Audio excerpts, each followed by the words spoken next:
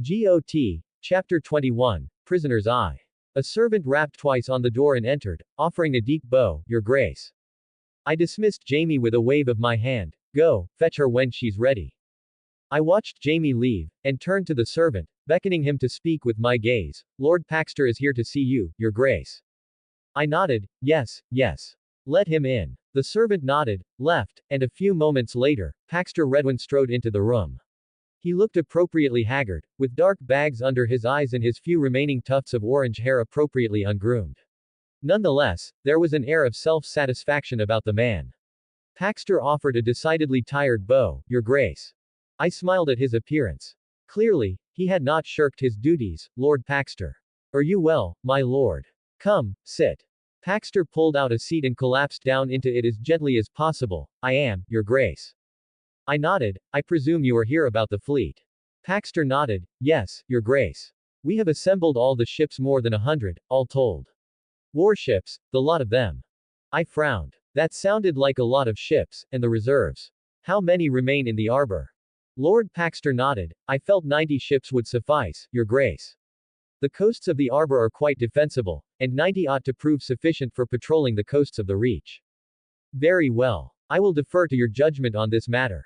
I rubbed my chin, feigning thoughtfulness, and I gather you are ready to leave. Paxter nodded. As you commanded, Your Grace. We leave for Dragonstone on the morrow. And Garland? I asked. He is also ready to leave. He is, Your Grace. And eager too. He is confident that he can take the island in no more than a month once a siege is established. That's good to hear, I said. And you are aware of my orders, yes. Paxter again nodded. Ships departing Dragonstone carrying dragonglass, specifically, must be allowed to leave freely. But not returning. Only departing. And my orders for the mines. Once captured, the mines are to be kept functional, and as much dragonglass as can be possibly mined and shipped to the wall should be. I smiled. Excellent, Lord Paxter. Truly exemplary what you have managed in so little time. And with so little trouble, too. I am most pleased. You are most kind, Your Grace, Lord Paxter chirruped, no doubt feeling thoroughly pleased with himself. Then, he frowned, as if from confusion. Your Grace, may I ask exactly why we are shipping dragonglass to the wall? I nodded. You may, Lord Paxter. Then, I began to lie through my teeth. You see, if I can make peace with what remains of my family at the wall, then I'd rather do just that. Make no mistake, I am furious with my uncle over his claims on my parentage, yet he is my blood still.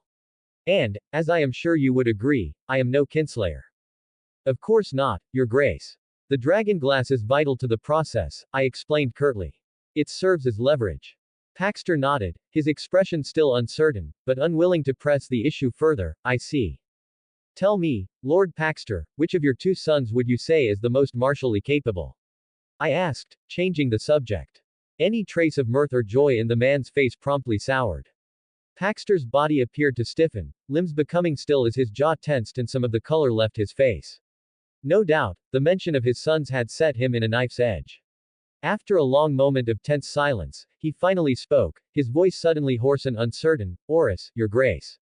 Very well, then. I think the time has come for Oris to be returned to the arbor, wouldn't you agree, my lord? Paxter's lips split into a grin, the tension slipping from his form to reveal an exhausted relief. Yes, Your Grace. I smiled back, with as much grace and dignity as I could muster, of course. It shall be done after my wedding day.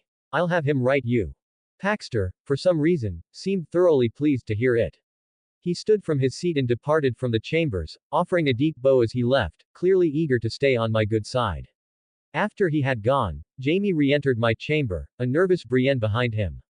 She looked positively miserable, stood there like that. She had been dressed in women's clothes again, but the dress at least fit her well. It was a pale blue color, and as simple as it was possible for a lady's dress to be. Though, I noticed, the seamstress had made a job of emphasizing some of Brienne's more womanly features, or at least the few that she had. Her corset pinched her waist tight, and seemed to give her breasts and hips both far more prominence than I suspected her armor ever did. She actually looked comely. It didn't hurt that a bit of Gwendolyn Christie bled through. Though, her look of discomfort did not do her any favors. No matter, she would be in armor again soon enough. She gave an awkward bow, Your Grace. I smiled my most gracious smile. At ease, my lady, at ease. I apologize for your internment and for its length as well. Sir Loris took some convincing to believe the truth of your innocence. And things have been rather busy in the capital, you understand. She nodded, not quite satisfied with my excuses, but unable to challenge them. I do. I gestured to Jamie. My uncle tells me that you could not possibly be guilty of the crime of which Sir Loris has accused you. Not that it is much of a crime slaying a pretender to my throne. Nevertheless, he says you could not have done it. Brienne shot Jamie a look, a mixture of suspicion and gratitude. Jamie gave her a cheeky smile in return. Wench. Brienne scowled. My name is Brienne, not wench. Blue is a good color for you, Jamie suddenly observed. It goes well with your eyes. Brienne looked down at herself, flustered. Septidonis patted out the bodice, to give it that shape. She said you sent her to me. She lingered where she stood, unwilling to advance further into the room, and afraid to leave. You look different. Jamie managed a half smile. More meat on my bones and fewer lice in my hair, is all. The stump's the same. Not quite the same, Brienne pointed out. Jamie brandished his gilded hook rather lamely. Oh, this. Just a little gift from his grace. I cut in before this little and back and forth they had could continue any longer. I hear you swore an oath, my lady, to Lady Caitlin. Brienne hesitated, and looked to Jamie for reassurance, to return the Stark girls home, yes. I looked back at Jamie, and she is a good fighter, is she? She's okay, Jamie said with a half smile, watching her reaction out of the corner of his eyes. Clever enough to beat Loris in a fair duel. I looked Brienne in the eyes, and she is honorable. Jamie nodded. Oh, yes. Almost foolishly so. If I were to ask something of you, Lady Brienne, could you swear it to me? Brienne's eyes flickered to Jamie, her expression profoundly unsure, and then settled back on mine. It would depend on what you would ask, Your Grace. I smiled. Oh, my lady, nothing more than to ask you to honor your own word. And you would be richly rewarded for it, as well. I desire no reward save freedom, Your Grace, she demurred. I quirked an eyebrow at her words, but you have always wanted to be a knight, no? Brienne looked up at me, half shocked, half outraged. It was a title I intended to earn, Your Grace, Brienne said, rather defensively. And earn it you will, my lady. All I'm offering is an opportunity. Brienne stared at me, eyes narrowed, silent for a long moment before she spoke. How? You know Arya Stark. Brienne's face twisted with ill thought fury. I will not harm my lady's daughter for a knighthood. Peace, Lady Brienne, peace, I cut her off, hands raised in a placating manner. You see, I have her in my custody, and when the time is right, I intend to return her to her family or what remains of it, at least. GOT, Chapter 22, Prisoners 2. Peace, Lady Brienne, peace, I cut her off, hands raised in a placating manner. You see, I have her in my custody, and when the time is right, I intend to return her to her family or what remains of it, at least. Brienne frowned, any trace of fury leaving her face in a flash, only to be replaced with confusion, and you want me to escort her. When the time comes, yes. But as it is, there is nobody to return her to. I need someone to protect her in the capital, and to keep her here, in case she tries to run. She got lucky the last time she fled, that she wasn't raped or murdered, but she may not be so lucky next time. Brienne's face darkened. You want me to be her jailer. Her jailer and her guardian both, I corrected her. Better you than a red cloak, no. And I suspect Arya would be more comfortable with you than with anyone else who may be under my command. She's quite the fighter, not unlike yourself. Cut her hair, and you could hide her as your squire. Nobody in the capital save us need ever know she is here. And you get to keep your oaths to your lady all the same. And for this I will be knighted? Brienne questioned. I shook my head. No, my lady. You see, I plan on throwing a small tourney for my wedding. And it seems to me as though the best tourneys throughout history have always had a mystery knight. Brienne nodded grimly. I see. I'm glad that you see, Lady Brienne, but do you agree? Brienne stood still, silent. I stood from my seat with a sigh, gesturing for her to follow. Follow me, Lady Brienne. From my chamber we departed, walking through the twisting and winding passages of the keep at as brisk a pace as I could comfortably manage. After so many months, I had finally begun to memorize the layout, and could quite easily lead our little party. Down from Maegor's Holdfast and through to the tower cells and all the way up again to the top cells. We made use of many of the newly revealed secret passages, intent on evading notice whenever possible. When we arrived, I motioned for the jailer to unlock the gate to Arya's cell, and commanded the red cloaks to stand to the side. Arya shot me a venomous look from across the cell, and stayed stubbornly silent. Her cell was a luxurious one, as per my orders, with a table and chairs and a good view of the city and ample amounts of food. I had even made sure the seamstress would dress her in something she would like, and not standard women's clothes, hence her breeches and tunic. Still, she looked well. Her face had gained some color, many of her smaller wounds had healed, and she looked to have gained some weight. Her hair had even grown out a little, though not enough to make her look completely like a girl. I sat down in a seat opposite her, crossing my legs and getting comfortable, Brienne staring at her with mouth agape, and Jaime watching her reaction. Arya. She shot me a sullen look, and opted for more silence. You wanted to make your way to Jon at the wall, did you not? Her gaze suddenly locked onto mine, eyes narrowing in suspicion. I chuckled at her reaction. You know, he's been elected Lord Commander. Your brother has done well for himself. Play along, and I'll send you to him. The silence dragged on for a long moment. I don't believe you, she finally said.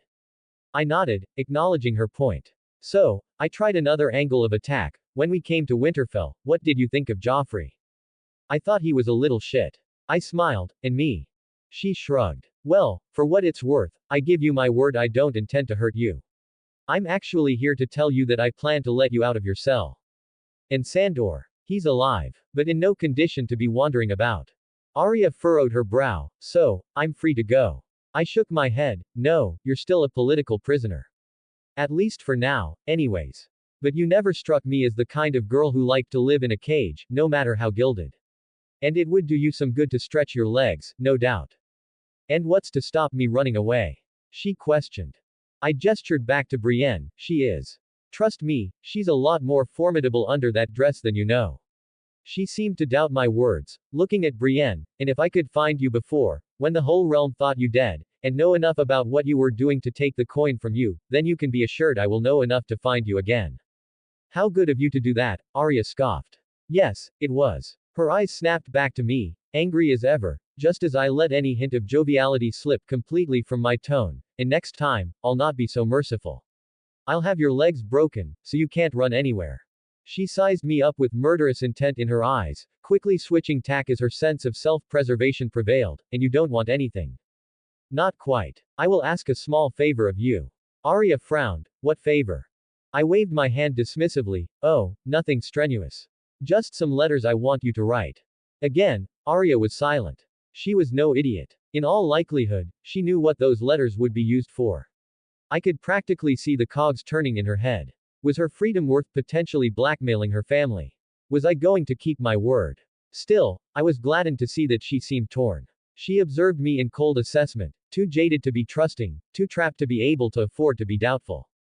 This would take some time. And some more convincing, but not from me. My hair was too blonde, my eyes too green. I stood from my seat with a hefty sigh, and gestured for Brienne to sit. Well, I'll leave you two to get acquainted. The Lady Brienne can explain the arrangements to you. I do hope you make the right decision, the both of you. With that, Jaime and I again departed. Midway through our journey back to my office, Jaime gathered the courage to speak. Are you sure that was wise, Your Grace? Why? I asked. Is the Lady Brienne not to be trusted? Not exactly, Your Grace. Though I think you ought to know that she doesn't exactly have the highest opinion of Lannisters.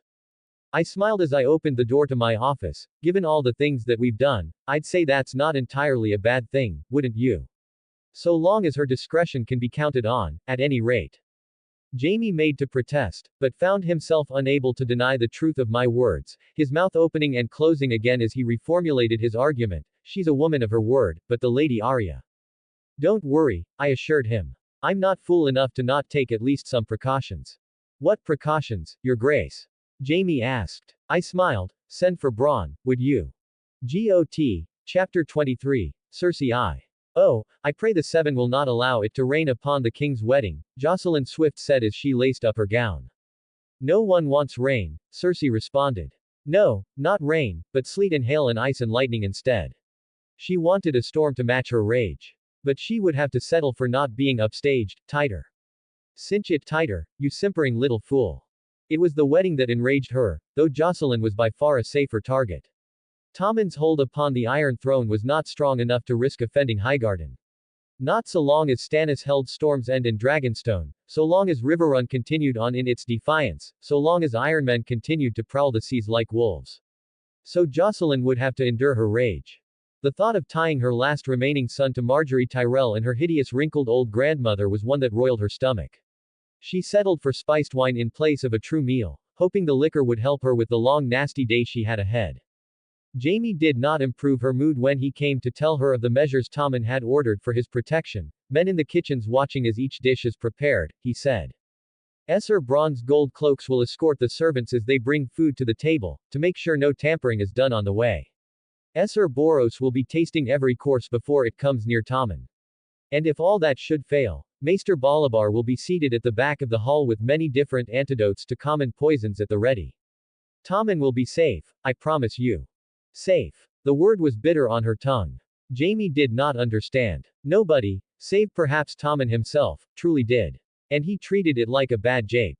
Only Melara had been in the tent to hear the old hag's croaking threats, and Melara was long dead.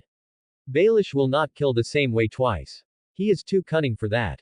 Suppose he is cunning enough to slip past his grace. And planning to kill him, Jaime said. Whatever plan he makes, Tommen will be surrounded by some of the finest knights in the realm. The Kingsguard will protect him. Cersei glanced at her brother's golden hook. I remember how well they guarded Joffrey, those splendid knights of yours. I want you to remain with Tommen all night. Is that understood? I will have a guardsman by the door, Jaime said. She shook her head and seized his arm, not a guardsman. You. And inside the chamber itself. Jaime seemed amused by her panic, in case an assassin crawls out of the hearth. So you say. Will you tell me that you found all the hidden tunnels in these walls? They both knew better. Of the ones they had found, Tommen had not ordered the opening of at least a third. And who knew how many more remained yet undiscovered? I will not have Tommen be alone with Marjorie, not for so much as a heartbeat. I cannot ignore his grace's commands. And you cannot ignore your queen's either. Cersei had not wanted Tommen and his wife to share a bed at all, but the Tyrells had insisted. And her father, and Tyrion, and even Tommen himself had joined them in their insistence. In the end, she had been forced to relent, if only to preserve the image that her opinion still mattered. Husband and wife should sleep together, the Queen of Thorns had said. Even if they do no more than sleep. His Grace's bed is big enough for two, surely. Lady Aleri had echoed her good mother, let the children warm each other at night. It will bring them closer together. Marjorie oft shares blankets with her cousins. They sing and play games and whisper secrets to each other when the candles are snuffed out. How delightful, Cersei had said, not feeling at all delighted. Let them continue, by all means. In the maiden vow. I am sure her grace knows best, Lady Olenna had said to Lady Aleri. She is the boy's own mother, after all, of that we are all sure. And surely we can agree about the wedding night. A man should not sleep apart from his wife on the night of their wedding. It is ill luck to do so. Someday, I will teach you the meaning of ill luck, Cersei had vowed. But still, her efforts were in vain. Tommen insisted that his wife lay with him, and continued to do so after the wedding. In public, he exalted Marjorie's virtues, acting as though he were some sick love-struck puppy. In private, he shrugged his shoulders and said, it's politics, mother.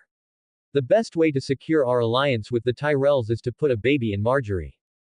You are still young, she had countered. There is time yet. There is always time, he had agreed. But there is not always opportunity. I need the Tyrells, and the Reach as well, and I cannot afford to let their strength slip through my fingers. There is no avoiding that. Cersei's fingers were digging in hard enough in Jaime's arm to leave bruises at the memory of that conversation. I need eyes in that room, she pleaded. To see what? Jaime asked. It is hardly as if you were unfamiliar with the marriage bed. Tommen is young, but not too much to do his duty.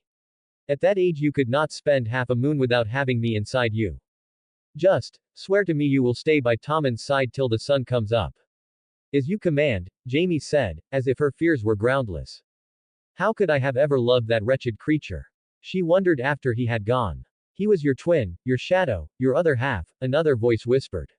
Once, perhaps, she thought. No longer. He has become a stranger to me. As strange to me as my own son. It was clear to her now what had happened. Tyrion, the Tyrells, they had all sunken their claws in him. Why else would he defy her, and so often? He had never done that before.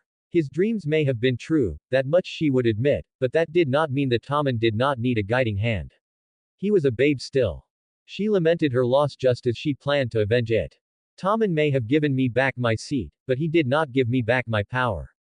Counting coppers and shuffling papers. No matter, I am the regent still. There is time yet to reclaim my rightful place. Compared to the magnificence of Joffrey's nuptials, the wedding of King Tommen was a modest affair, though still quite big. No one truly wanted a lavish ceremony, and nobody wanted to pay for one. So the young king took Marjorie to wife in the Red Keep's royal sept, with a few hundred guests compared to the thousands who had witnessed his brother joined to the same woman. The bride was fair and gay and beautiful, the groom still short and baby-faced. He recited his vows in a high voice, deliberately practiced to make him sound as adult as possible, promising his love and devotion to Mace Tyrell's twice-wedded daughter. Marjorie wore the same gown she had wore to wed Joffrey, an airy confection of sheer silk and Myrish lace, studded with pearls. Cersei herself was in black, out of mourning for her murdered firstborn. His widow may be pleased to laugh and drink and dance and put all memory of Joff aside, but his mother would not forget him so easily. Baelish would suffer for what he had done. This is wrong, she could not help but think. It is too soon. A year, 2 years would have been enough of a wait. Highgarden should have been content with a betrothal. And so should Tommen. Cersei turned her head and looked to where Mace Tyrell stood. You forced me into this travesty of a wedding, my lord, and I shall not soon forget it. When it was time for the changing of the cloaks, the bride sank gracefully to her knees and Tommen covered her with the heavy cloth of gold monstrosity that Robert had used on their wedding day, with the crowned stag of Baratheon worked upon its back in beads of onyx. Cersei had wanted to use the same fine red silk that Joffrey had used, but Tommen had, once again, refused her.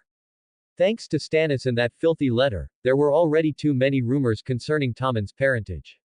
Cersei dared not fan the fires by insisting that he drape his bride in Lannister crimson, so she yielded as gracefully as she could. But the sight of that thing still filled her with resentment. The more we give, the more they demand of us. When all the vows had been spoken, the king and his new queen stepped outside the sept to accept congratulations. Westeros has 2 queens now, and the young one is as beautiful as the old one, boomed Lyle Crackell. She could have slapped him. Giles Rosby made to kiss her hand, but only succeeded in coughing on her fingers instead. Mace had kissed her cheeks. Pycelle had told her that she had not lost a son, but gained a daughter. Tyrion had made some poor jape, but the king had laughed, and so everyone else did as well. GOT, Chapter 24, Cersei 2. She could have slapped him. Giles Rosby made to kiss her hand, but only succeeded in coughing on her fingers instead. Mace had kissed her cheeks. Pycelle had told her that she had not lost a son, but gained a daughter. Tyrion had made some poor jape, but the king had laughed, and so everyone else did as well. A baron plied her with compliments and charm, which she bore with disdain. That whore Arianne came dressed so wantonly that most men could not avert their gaze, though at least her bastard cousins had some measure of propriety in comparison. Lord Randall offered a stiff bow and even stiffer handshake. All the while, Lord Tywin looked on silently. Her father's eyes were cold and threatening, watching carefully his daughter for any misbehavior. Jaime escorted her to the small hall, where a feast was being readied. I blame you for all this, she whispered as they walked. Let them be wed, you said. Marjorie should be mourning Joffrey, not marrying her brother. She should be as sick with grief as I am. I do not believe she is a maid. Renly had a cock, didn't he? He was Robert's brother, he surely had a cock. If that disgusting old crone thinks that I will allow my son to. You will be rid of Lady Olenna soon enough, Jaime broke in. She returns to Highgarden on the morrow. So she says. Cersei knew better than to trust any Tyrell promise. She's leaving, Jaime insisted. And half the Tyrell strength is going with her. Garland has already left. In a few days, the only roses left will be Marjorie, her ladies, and Lord Mace. And Esser Loras. Or have you forgotten your sworn brother? Esser Loras is a knight of the Kingsguard. Esser Loras is so Tyrell he pisses rosewater. He should never have been given a white cloak. He would not have been my choice, I'll grant you. But no one troubled to consult me. Loras will do well enough, I think. Once a man dons that white cloak, it changes him. It certainly changed you, and not for the better. Jaime smiled wanly. I love you too, sweet sister. He held the door for her, and walked her to the high table and her seat beside the king and her father. Marjorie was on the other side of Tommen, in the seat of honor. When she came in arm-in-arm with her little king, she made a point of stopping to kiss Cersei's cheeks and throw her arms around her.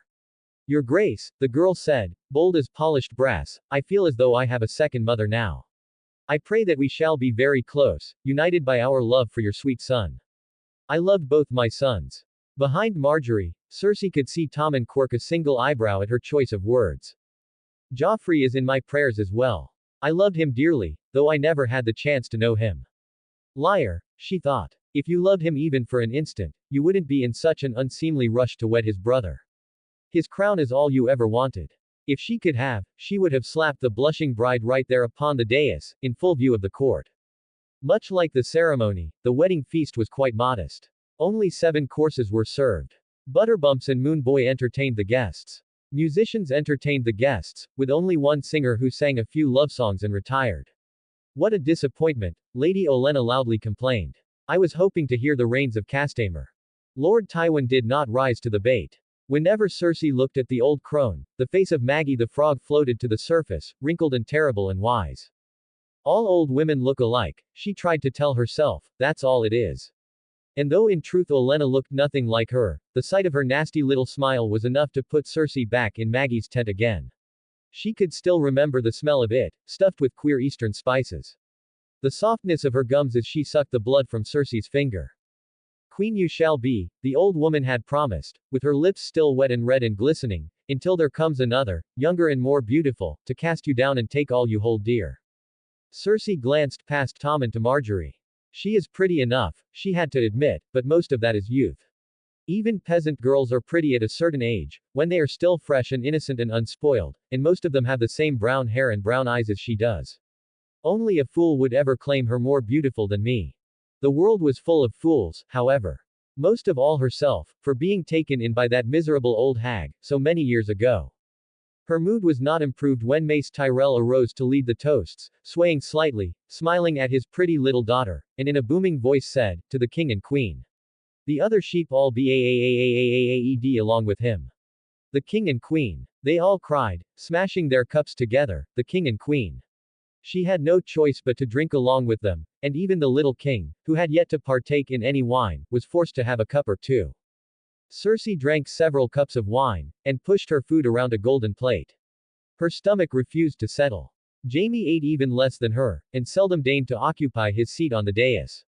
He is more nervous than I, Cersei realized as she watched him prowl the hall, twitching aside the tapestries with his good hand to assure himself that no one was hiding behind them.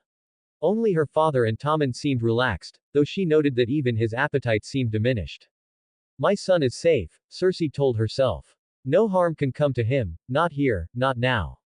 Yet every time she looked at him, she saw Joffrey clutching his throat. And when the boy began to cough, the queen's heart seized for a moment, knocking over a serving girl in her haste to ensure he was safe, relaxing only when the fit passed and he sipped some water with a smile on his face. Only a little wine that went the wrong way, Marjorie assured her. She kissed Tommen's fingers, taking his hand in her own. See, you scared your mother half to death.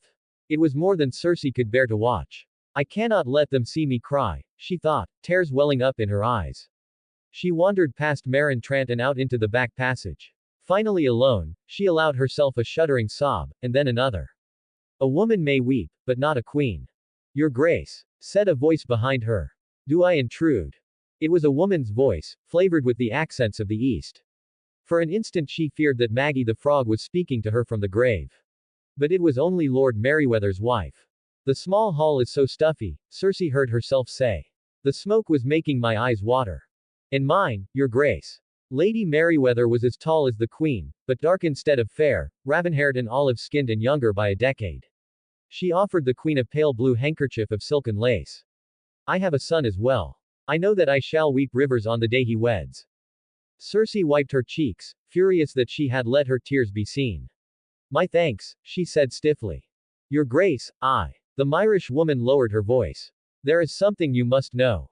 Your maid is bought and paid for. She tells Lady Marjorie everything you do. Sinel. Sudden fury twisted in the queen's belly.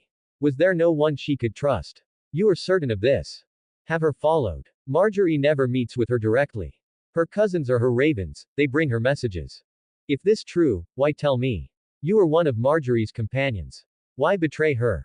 Cersei had learned suspicions at her father's knee, and this could well be some kind of trap, meant to ensnare her or sow discord between Lion and Rose.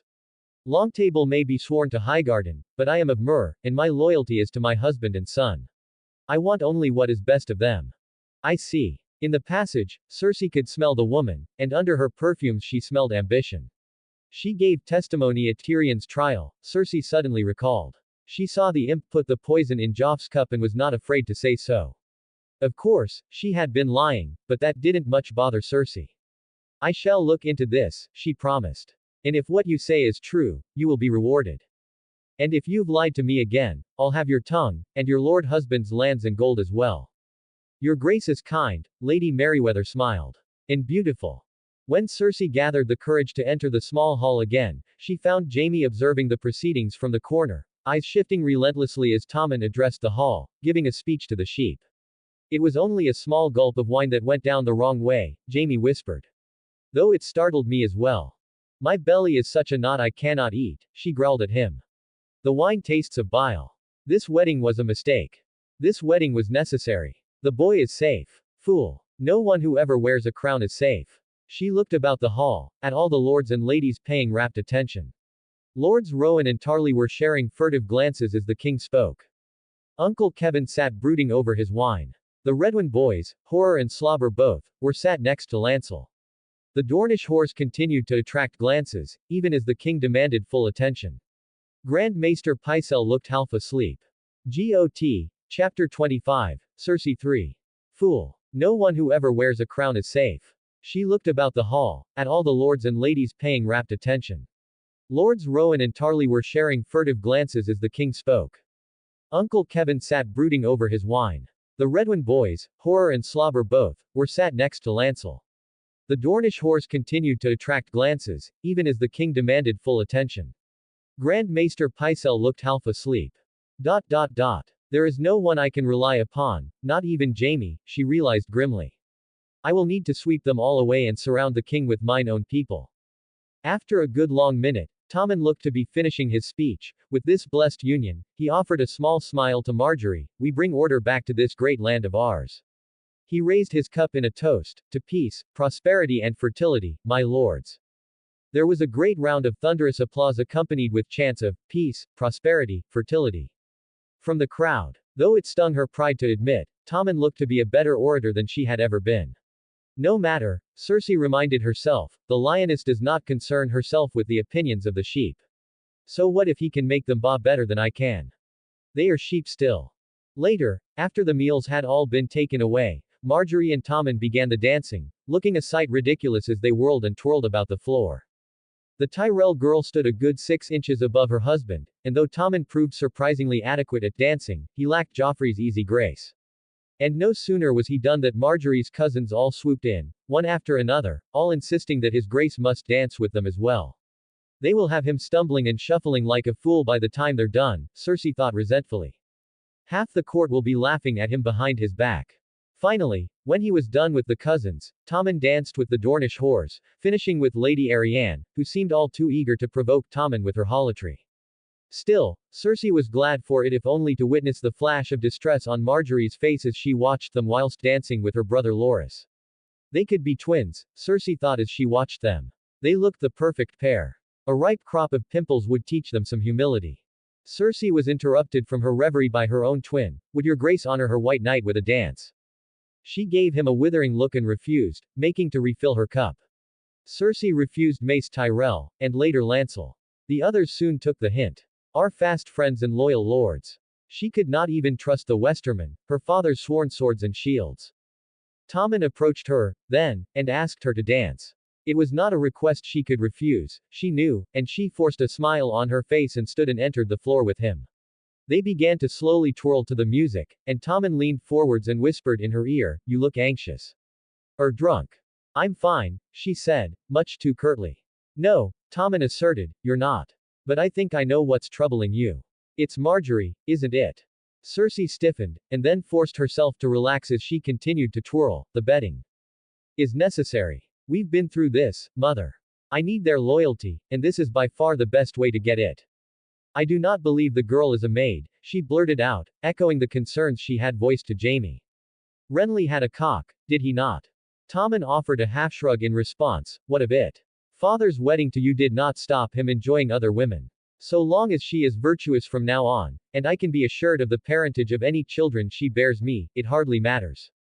Cersei resisted the urge to scowl. Robert betting me did not keep me loyal. Tommen smirked as their dance wound down. Don't worry, mother, he said as he kissed her cheeks. I won't moan another's name as I finish. She could have slapped him. Their dance ended, his words leaving her simmering with rage as she watched her son walk over to his table to nibble on some apple cake. She returned to her seat, finishing her cup of wine hastily, stomach unsettled by the reminder of her son's knowledge. She scowled again as she saw him share a laugh with his bride. Marjorie is spying on me.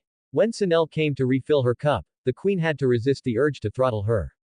Do not presume to smile at me, you traitorous little bitch. You will be begging for mercy before I'm done with you.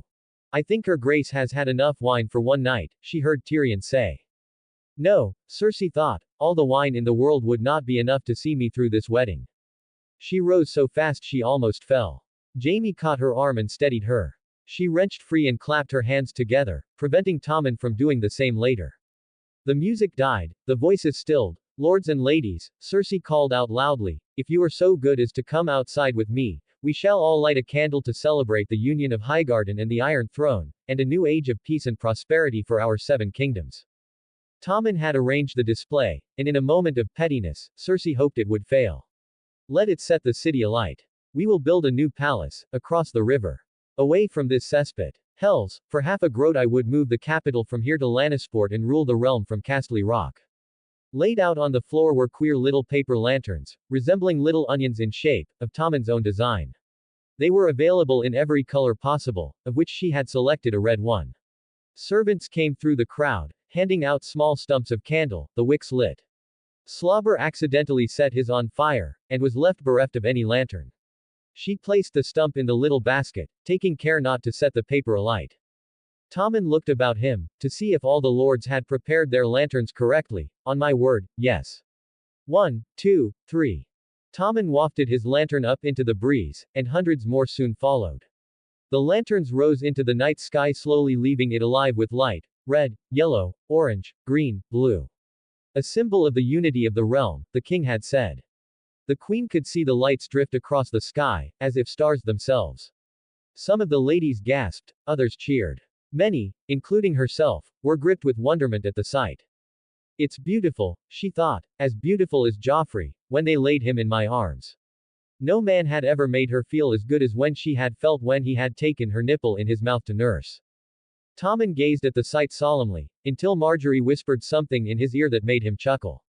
Some of the knights began to place bets on how long it would be before they began to disappear. It's a pretty sight, I'll grant you, Lady Olenna said after a while, leaning on her cane. Pretty enough to see us off to bed happy, I think. Old bones grow weary, and these young ones have yet more excitement awaiting them on this one night. It is time the king and queen were abed.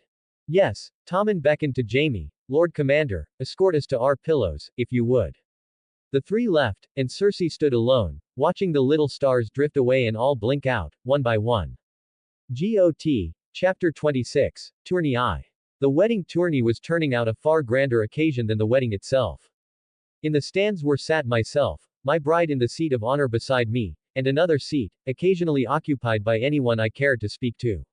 A baron sat a good few seats away, along with his niece and daughters. Lord Mace and Lord Mathis were sat beside each other, talking with Lord Kevin on some matter. Maester Pycelle was never too far away, and Maester Bolivar sat ready and waiting in case anyone was injured. My mother had neglected to attend the tourney thus far out of pettiness, no doubt. Behind a line of rope the masses of King's Landing had gathered to watch. On this day, the third of the tourney thus far, the jousts were well underway. Knights mounted their horses and raised their lances and charged at one another, and every so often a decisive blow would be struck, resulting in some truly spectacular falls. Armor clattered, bones snapped, steeds neighed and reared back in panic as shards of shattered lances were sent flying. In an age before entertainment, this was the closest to action I could get without actually putting myself in danger. And with the state of the crown's finances, this would likely be the last such display for some time. So, I forewent my usual fare of water for some arbor gold, swirling and sipping the liquid from my cup as the day progressed. One advantage to being so young. You don't need to drink so much to get a buzz. Sir Boros, Tyrion leaned over to me and whispered conspiratorially, or that hedge knight. Which one is he again? Tyrion squinted at him, no sigil, far as I can see. A lack of coin or a lack of name, I wonder. And yet, I wryly observed, he can afford full plate. A practical man, this hedge knight must be. Marjorie, sat on my other side, offered her thoughts. I don't know much about war, your grace, but it seems Sir Boros is far less steady on his horse than his opponent. I doubt that bodes well for him. Tyrion scrutinized Boros for a moment and then nodded. Yes, it does seem so. He gulped some wine and jangled the coin in his purse. So, would you like to lose some gold, your grace? I smiled. It wouldn't be seemly of me. A king shouldn't gamble, much less with the crown's finances. Tyrion shrugged. Very well, then. In any case, I know where I'm placing my bets. Careful with that, I smirked as he stood from his seat. Stick to gold. We don't want any more daggers changing hands, do we? Tyrion grumbled slightly as he left, not bothering to offer any parting shot. How are you finding the tourney, my lady? I asked Marjorie as we waited for the next joust to start. Is it to your liking? She smiled sweetly, unable to help the slight blush in her cheeks as I looked at her, interlacing her fingers with mine. It's wonderful, your grace. I smiled a devilish smile. That's good. The two of us weren't quite as randy as rabbits, but it was a close-run thing. No doubt, I had surprised her on our wedding night. She had been expecting fumbling hands and awkwardness, and I like to think I left her pleasantly surprised. There was awkwardness aplenty, to be sure, as I unlaced her gown and lay her on the bed and kissed both her upper and nether lips, but we quickly settled into a more comfortable back and forth. What followed was for her, or so she says, the best whore and a half of her life. Fingers, tongues, no effort was spared to leave her basking in the sweaty afterglow of sexual congress. I'm not quite sure I believed her claims, but so long as the blushes and moans were real, I didn't much mind. My stamina and attention to detail certainly pleased her, if nothing else. In truth, it didn't much matter, so long as everyone knew she had been despoiled. She was mine now, and her family's wealth and power was as well. The knights had readied themselves for the tilt by this point, and I gave my assent for the joust to begin. Sir Boros's armor hit his nerves. No doubt I had to basically force him into competing in the tourney so much so that I had to make it into a requirement for all the Kingsguard, just to stop him squirreling away. Only the Lord Commander received an exemption, to ensure the safety of the king. If Bronn had done his job right, and he usually did, then this would be a tilt to pay close attention to. At the first pass, the hedge knight struck Sir Boros square in his shield, unsettling him from his saddle and shattering the tip of his lance in the process. The two men gathered themselves, the hedge knight replaced his lance, and the second pass began. And it was here that it finally happened. The hedge knight's lance struck Boros's shield at just the right angle, and with just enough force. The tip of the lance struck the shield, but did not break, the lance scraping against the wood and climbing higher and higher till it broke past Sir Boros's defenses completely, bouncing off his breastplate and landing against his gorget with enough force to unhorse him completely. Sir Boros tumbled off his horse like a sack of potatoes, falling messily to the ground in a heap, his form partially shrouded by his white cloak. The joust was halted, and when Sir Boros's form remained still on the ground, Maester Balabar rushed out into the field to see to the knight's wounds. His crumpled form did not move as his body was turned over, and Maester Balabar hurriedly removed parts of his armor to examine him. It did not take a maester, however, to determine that Sir Boros was not breathing. As it turned out, it wasn't the lance that had killed him, but the fall. The angle of the strike combined with the force of the impact with the ground had snapped his neck cleanly. There were no punctures on his skin, no outward physical signs besides some bruising, but he was dead all the same. Truly, Bronn was really quite good at his job. An onlooker would have no idea that such an accident had been planned.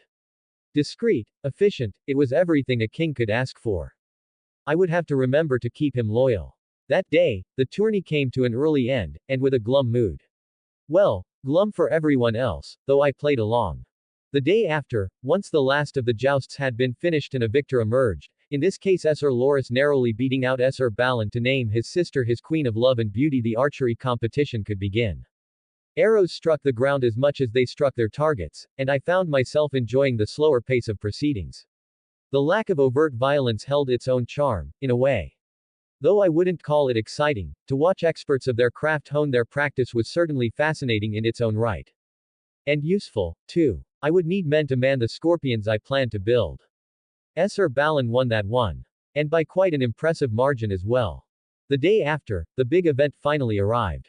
A massive melee, with more than 100 participants spread across a far larger field. And among the horde of sigils and swords was one particular warrior. On one side of me was Marjorie, on the other was Ariane, eyes fixed on the field before us. For once, her efforts to seduce me had been if not abandoned, at least toned down in favor of watching the melee. She still wore sheer clothes and lace adornments and little chains, but it seemed an afterthought for once. We were all watching different people, I noted. Marjorie's eyes remained focused on the corner of the field where her brother was, running to engage his enemies.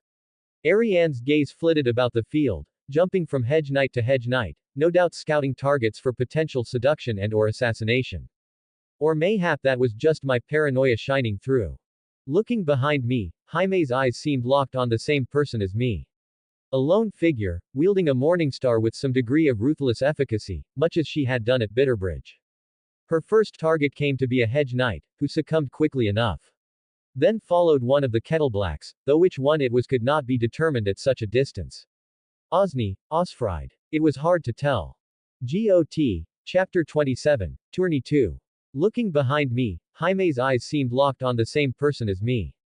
A lone figure, wielding a morningstar with some degree of ruthless efficacy, much as she had done at Bitterbridge. Her first target came to be a hedge knight, who succumbed quickly enough. Then followed one of the Kettleblacks, though which one it was could not be determined at such a distance. Osfried. It was hard to tell. Off in another corner of the field, another hedge knight was taking Sir Marin Trant to task with a warhammer. I could only hope it would be another tragic loss.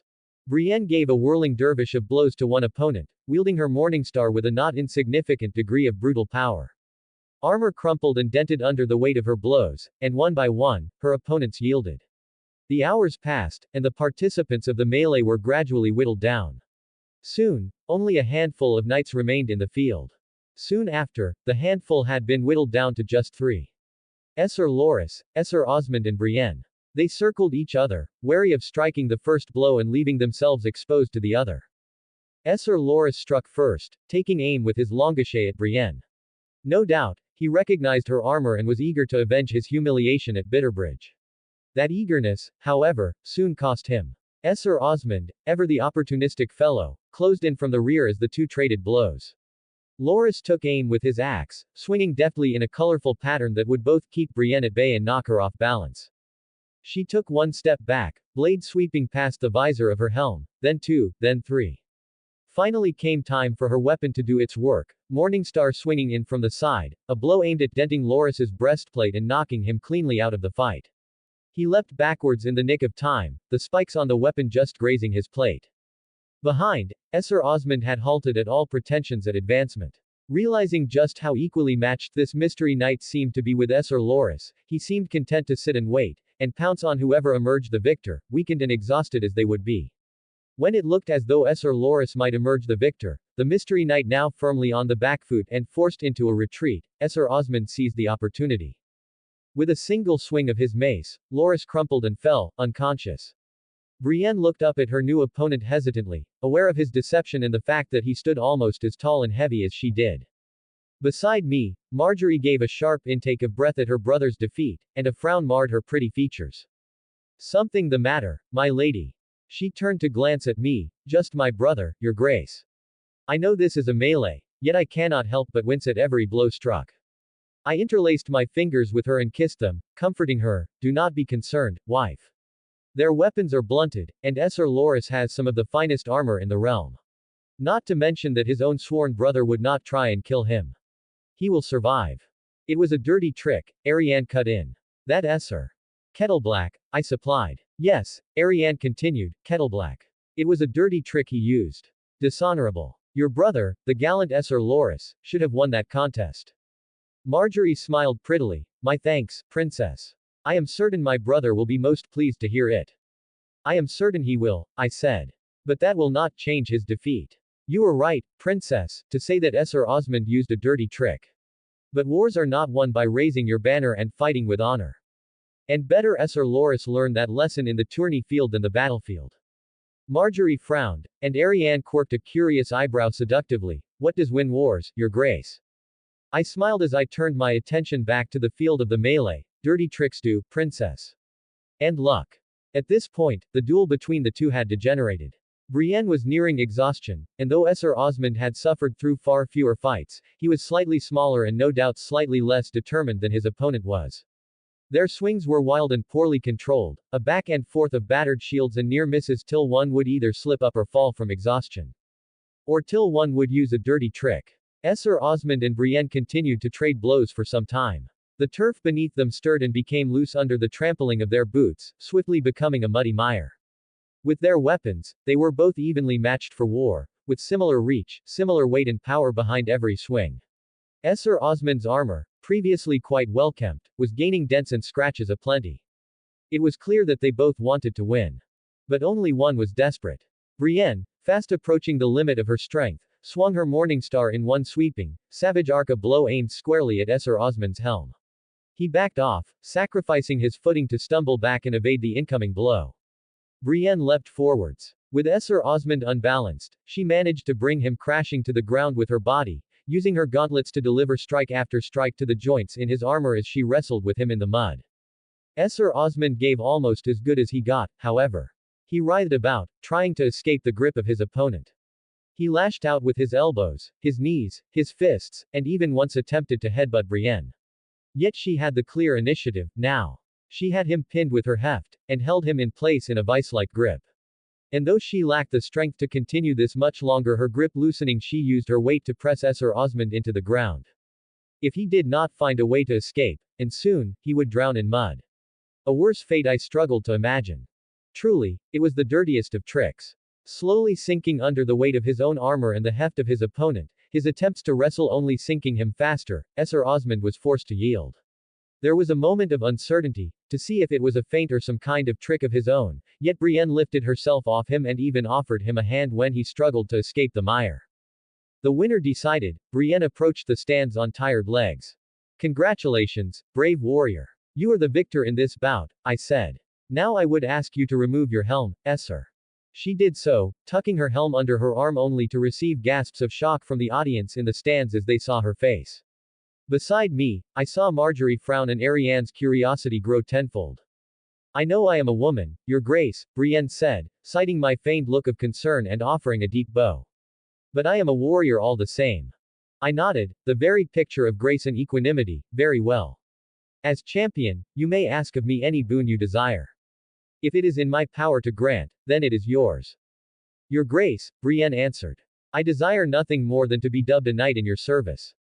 Yet you cannot be a knight, for only men can be knights, I declared. But you will serve me all the same. Kneel, my lady. She did so, as the stands held their collective breath, aware they were about to witness history in the making. I stood from my seat, snatching up my scabbard from beside me, descending the steps from the stand to meet her in the field, Jaime just behind me. Ariane looked spellbound. I approached Brienne, and drew my blade, and placed the flat of it on her left shoulder. In the name of the warrior I charge you to be brave. I switched shoulders, laying the flat on her right. In the name of the father I charge you to be just. Left. In the name of the mother I charge you to defend the young and the innocent.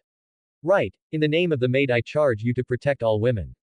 Left. In the name of the smith I charge you to remain humble and hardworking in a time of labor. Right. In the name of the crone I charge you to be wise with your blade. Left. In the name of the stranger I charge you to be fearless of death in your oaths and duty. Right. Brienne, do you swear? The world held its breath. I do, your grace. I smiled as I withdrew my blade and sheathed it. Then arise, Dame Brienne of the Sapphire Isle. Arise and serve your king. When she stood proud and tall, and a smile lit up her face. She was towering, gallant, a vision in spite of the squirrel's nest of hair on her head, the crooked teeth, the nose that had been broken more than once, or the sheen of sweat on her red face. Her eyes seemed to glow, basking in the glory of her victory, no matter the circumstances that made it possible. When I looked back, I saw a mix of eyes, some gazing at Brienne, others at me. Tyrion looked amused, the High Septon and Pycelle perturbed. Tywin's gaze was as cold and impassive as ever, neither offended nor impressed. Mace did not seem best pleased at the elevation of a woman in such a manner, whilst his daughter, my new wife, seemed intrigued at the prospect. Nymeria seemed both stunned and excited by the brazenness of the display. Yet, most worrying of all for me was Ariane's reaction. She was smiling, her eyes locked onto mine, a curious little smirk tugging at her lips. GOT. Chapter 28. Cersei I. Cersei Pav. A knight of the Kingsguard was always posted outside the doors of the council chambers when the small council was in session. Today it was Sir Loras Tyrell. Sir Loras, the queen said pleasantly, you look quite gray. Did something happen, perchance? The news of his defeat had spread far and wide, especially as it was learned that he was struck down whilst distracted by a woman. The same woman who had supposedly beaten him at one of Renly's fool tourneys, and who had now been made a knight, or a dame as the king liked to call it. Not quite the pimples I was hoping for, but still a humbling. Loras hated the mention of his loss. His face quivered slightly at her allusion to it. Truly, Cersei had been sorry to miss it when she had heard. It was the first bit of good news she had gotten in a long while. As fond of Osmond as she may have once been, she was fonder of him now. Even if he did at times seem as slow as Robert. Mayhaps I will offer him more than a hint and a smile. The councillors quieted as she entered the room. It was crowded, she noticed, with nearly more people than the table could afford to seat. Many sat with their arms touching. Lord Mace's fat face split into a smile, and he offered his greeting to her, loud enough to wake Pycelle from his slumber. The others rose, mouthing pleasantries. Cersei allowed herself the faintest of smiles. My lords, may I ask where the king and his hand are? Behind her, the doors swung open and her son confidently strode in. Just a small delay, mother. Nothing to fret over. He claimed his seat as Lord Tywin made to sit at the opposite end of the table. He offered all the table a small smile and gestured for them all to sit with his hands. Cersei followed, claiming the seat of honor to his right, only to be thwarted as Tyrion hopped up onto the seat to his left, shooting her a vicious little grin as he did so. Cersei looked around with hidden disgust at the table. My counselors. Were she to have any say in it, she would have had all the roses uprooted from the council posthaste. Tyrion as well would be gone. Instead, her son had only invited more in. Not only did she have to tolerate Lord Mace, but also Lords Mathis and Randall. Lord Paxter was mercifully still absent alongside Garland Tyrell, seeing to the siege of Dragonstone. And then there were the newest arrivals of the lot. Prince Oberyn sat next to his niece, the harlot more undressed than dressed. Some of the lords wanted her, she could tell. Men had been looking at her that way since her breasts had began to bud. Because I was so beautiful, they said, but Jaime was beautiful as well, and they never looked at him that way.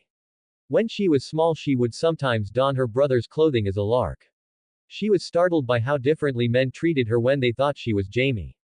Even Lord Tywin himself. Cersei clenched her fists at the boldness of the girl, though thankfully Tommen seemed to ignore her presence in its entirety. Do we have wine? The queen asked. Tommen frowned as one of the lords was about to offer her some, and interrupted them. No, mother, we do not. Not in these chambers, at any rate. The queen's mood only soured further. I see. Grandmaster, the king began, I hear we have received a letter from the Vale. We have, your grace. Pycelle plucked it from his pile of papers and smoothed it out. It is a declaration, rather than a letter. Signed at Runestone by Bronze Yohn Royce, Lord Waynwood, Lords Hunter, Redfort, and Belmore, and Simon Templeton, the Knight of the Nine Stars. All have affixed their seals. They write a deal of rubbish, Cersei thought. Evidently, the king cared to disagree. They write that they mean to remove Littlefinger as Lord of the Vale, forcibly if need be. Yes. Yes, Pycelle nodded, uncertain. The king tapped the table with his wedding ring once. Does Lord Baelish seek our help? Not as yet, Pycelle said. In truth, he seems quite unconcerned. His last letter mentions the rebels only briefly before beseeching me to ship him some old tapestries of Robert's. Unconcerned, Cersei thought. When I get my hands on him. The king tapped the table again, and these lords of the declaration, do they appeal to the king to take a hand? They do not. The king tapped the table one last time. How long would it take to send a raven from here to Runestone, Grandmaster? Pycelle frowned. Mayhaps between 3 or 4 days, your grace. Assuming the weather is fair. Tommen nodded and reached down, withdrawing a letter which he then reached over and handed to the Grandmaster. Have this sent to Runestone. Do not open or read it, Grandmaster, I will know. There was an undercurrent of steel in her son's voice, and Pycelle nodded again nervously. And the contents of the letter? Tywin asked. What we had discussed, my lord hand, Tommen answered. Surely you remember. And a letter will be sufficient. Place your faith in me, my lord. You did it before, and your faith was rewarded then, was it not? I'll not misstep now. Cersei gazed at her father, and then at her son. The looks they shared. There was a certain sense of unease, of subtle wariness about her father that he had not had before. Does he know? Of all the people Tommen could have told, her father would have been the wisest choice, she would admit. Might we discuss the fleet? Lord Mace asked. Fewer than a dozen ships survived the inferno on the Blackwater. The crown must restore its strength at sea. The king frowned. Truly. I was under the impression that much of our strength was yet laying siege to Dragonstone. Ah, Cersei resisted the urge to smile. The fat flower resents one of his vassals being raised up over him. Whether the effect of her son's decision had been intentional or not, she could not deny its wisdom. The less power the roses have the better. Well, Lord Mace struggled to find the words. Of course it is, Your Grace. Yet strength at sea is most essential. And it is not wise to leave so much strength in the hands of one house. Are the Red Ones not loyal? The king innocently asked. Has some fresh treason been discovered, my lord? No, Your Grace, Mace spluttered. But it is not prudent. Ah, yes. I see, the king tapped his ring again. Wise words, my lord. Could we make use of the Ironmen? She suggested. The enemy of our enemy. What would the Seastone chair want of us as the price of an alliance? They want the North, her father said. Which I have promised to House Bolton. It was as much a reminder to the king as it was a rebuke of her suggestion. How inconvenient, she said. Yet surely the North is large. The lands could be divided. It need not be a permanent arrangement. Bolton might consent, so long as we assure him that our strength will be his once Stannis is destroyed. Balon Greyjoy is dead, I had heard, said Pycelle. Do we know who rules the Isles now? Lord Rowan asked. Theo. Theon Greyjoy was raised at Winterfell, a ward of Eddard Stark, Tywin said. He is not like as to be a friend of ours. I heard he was slain, Lord Mace said. Varys would have known, Cersei thought with some irritation. It matters not, Tyrion said. Forming an alliance with the Greyjoys is like trusting a pirate to guard your treasure. They may claim loyalty today, but tomorrow they'll be off plundering and pillaging with whomever can offer them better terms. Mark my words, they are not to be trusted. True enough, uncle, Tommen agreed. Yet it is Balon who was the untrustworthy one. Lord Quellan was considered wise for his time, was he not? I believe my mother is right, and that some of the Greyjoys may be reasoned with now that Lord Balon has passed. Cersei preened at the compliment. It's risky, Tyrion warned. Tommen nodded, as are all things. He reached down and withdrew another letter, handing it over to Pycelle. Send this to Harlaw, Grandmaster. As before, you are not to open or read it. Got. Chapter 29, Cersei 2. Tommen nodded, as are all things. He reached down and withdrew another letter, handing it over to Pycelle. Send this to Harlaw, Grandmaster. As before, you are not to open or read it. Cersei ceased her preening. He is leading a mummer's farce, she realized. All our counsel he has heard before, in his dreams. Pycelle nodded again and Tommen turned to face Tyrion. So, uncle, how fares our vaults? Tyrion cleared his throat. Well enough, Your Grace. After Lord Mace's rather generous dowry, Lord Mace seemed all too happy with himself, we find ourselves quite comfortable. And our incomes? Tyrion sighed, our incomes have never been greater. And yet we have too many gold cloaks and too little gold. Though large, the crown's incomes are not enough to keep abreast of your father's debts. So we will have to renegotiate those debts, no. Tommen said. Starting with the Iron Bank. The Bravo Sea have a saying, Lord Tywin cut in. The Iron Bank will have its due. That they will, Tommen agreed. Yet surely we can come to some arrangement, Cersei added, eager to have her voice heard. There must be someone at the Iron Bank we can speak to, come to some arrangement. The Iron Bank is the Iron Bank, Lord Tywin said. There is no someone. Cersei frowned, but someone does work there, it is comprised of people. And a temple is comprised of stones. One stone crumbles and another takes its place and the temple holds its form for 1,000 years or more. And that's what the Iron Bank is, a temple. We all live in its shadow, and almost none of us know it, he declared. You can't run from them, you can't cheat them, you can't sway them with excuses. If you owe them coin and you don't want to crumble yourself, you pay it back. Tommen smiled a knowing smile and turned back to Tyrion. I want you to arrange the purchase of 10,000 dragons worth of Iron Bank shares, uncle. Even if it does not give me leverage, it will pay dividends after enough time, no doubt. Make whatever arrangements you think necessary. A substantial sum. Tyrion glanced at Lord Tywin for approval and then saw the look on Tommen's face and nodded. I will see it done, Your Grace. Pycelle shuffled through some more papers at the ensuing silence. The next matter, we have had a letter from Lord Frey putting forth some claims. How many lands and honors does the man want? Snapped the queen. His mother must have had 3 teats. You may not know, a baron finally spoke up with a small smirk, but in the brothels and wine sinks of the city, there are those who suggest that the crown may have been somehow complicit in Lord Walder's crime. His words were incendiary, and all the lords shifted uncomfortably in their seats. Cersei was merely thankful it would be his last day on the council. Do you mean the Red Wedding? Tommen asked. Pycelle cleared his throat noisily. These sparrows are especially outspoken, he warned. The Red Wedding was an affront to all the laws of gods and men, they say, and those who had a hand in it are damned. Cersei was not slow to take on his meaning. Lord Walder must soon face the father's judgment. He is very old. Let the sparrows spit on his memory. It has not to do with us. No, said Lord Mathis. No, said Lord Mace. No one could think so, Pycelle agreed. A little spittle on his grave is not like to disturb it, Tommen agreed. But I think he ought to be punished for such a heinous deed. A few of the Frey heads that partook in the Red Wedding should suffice, when the time comes. Lord Walder would never sacrifice his own, said Pycelle. He will not have much choice in the matter, Tommen said. But that is a matter for another day. For the meantime, we allow the people to say what they will about him. And whilst we await his funeral, I must ask how the planting is going. Lord Mathis. Well enough, your grace, he answered.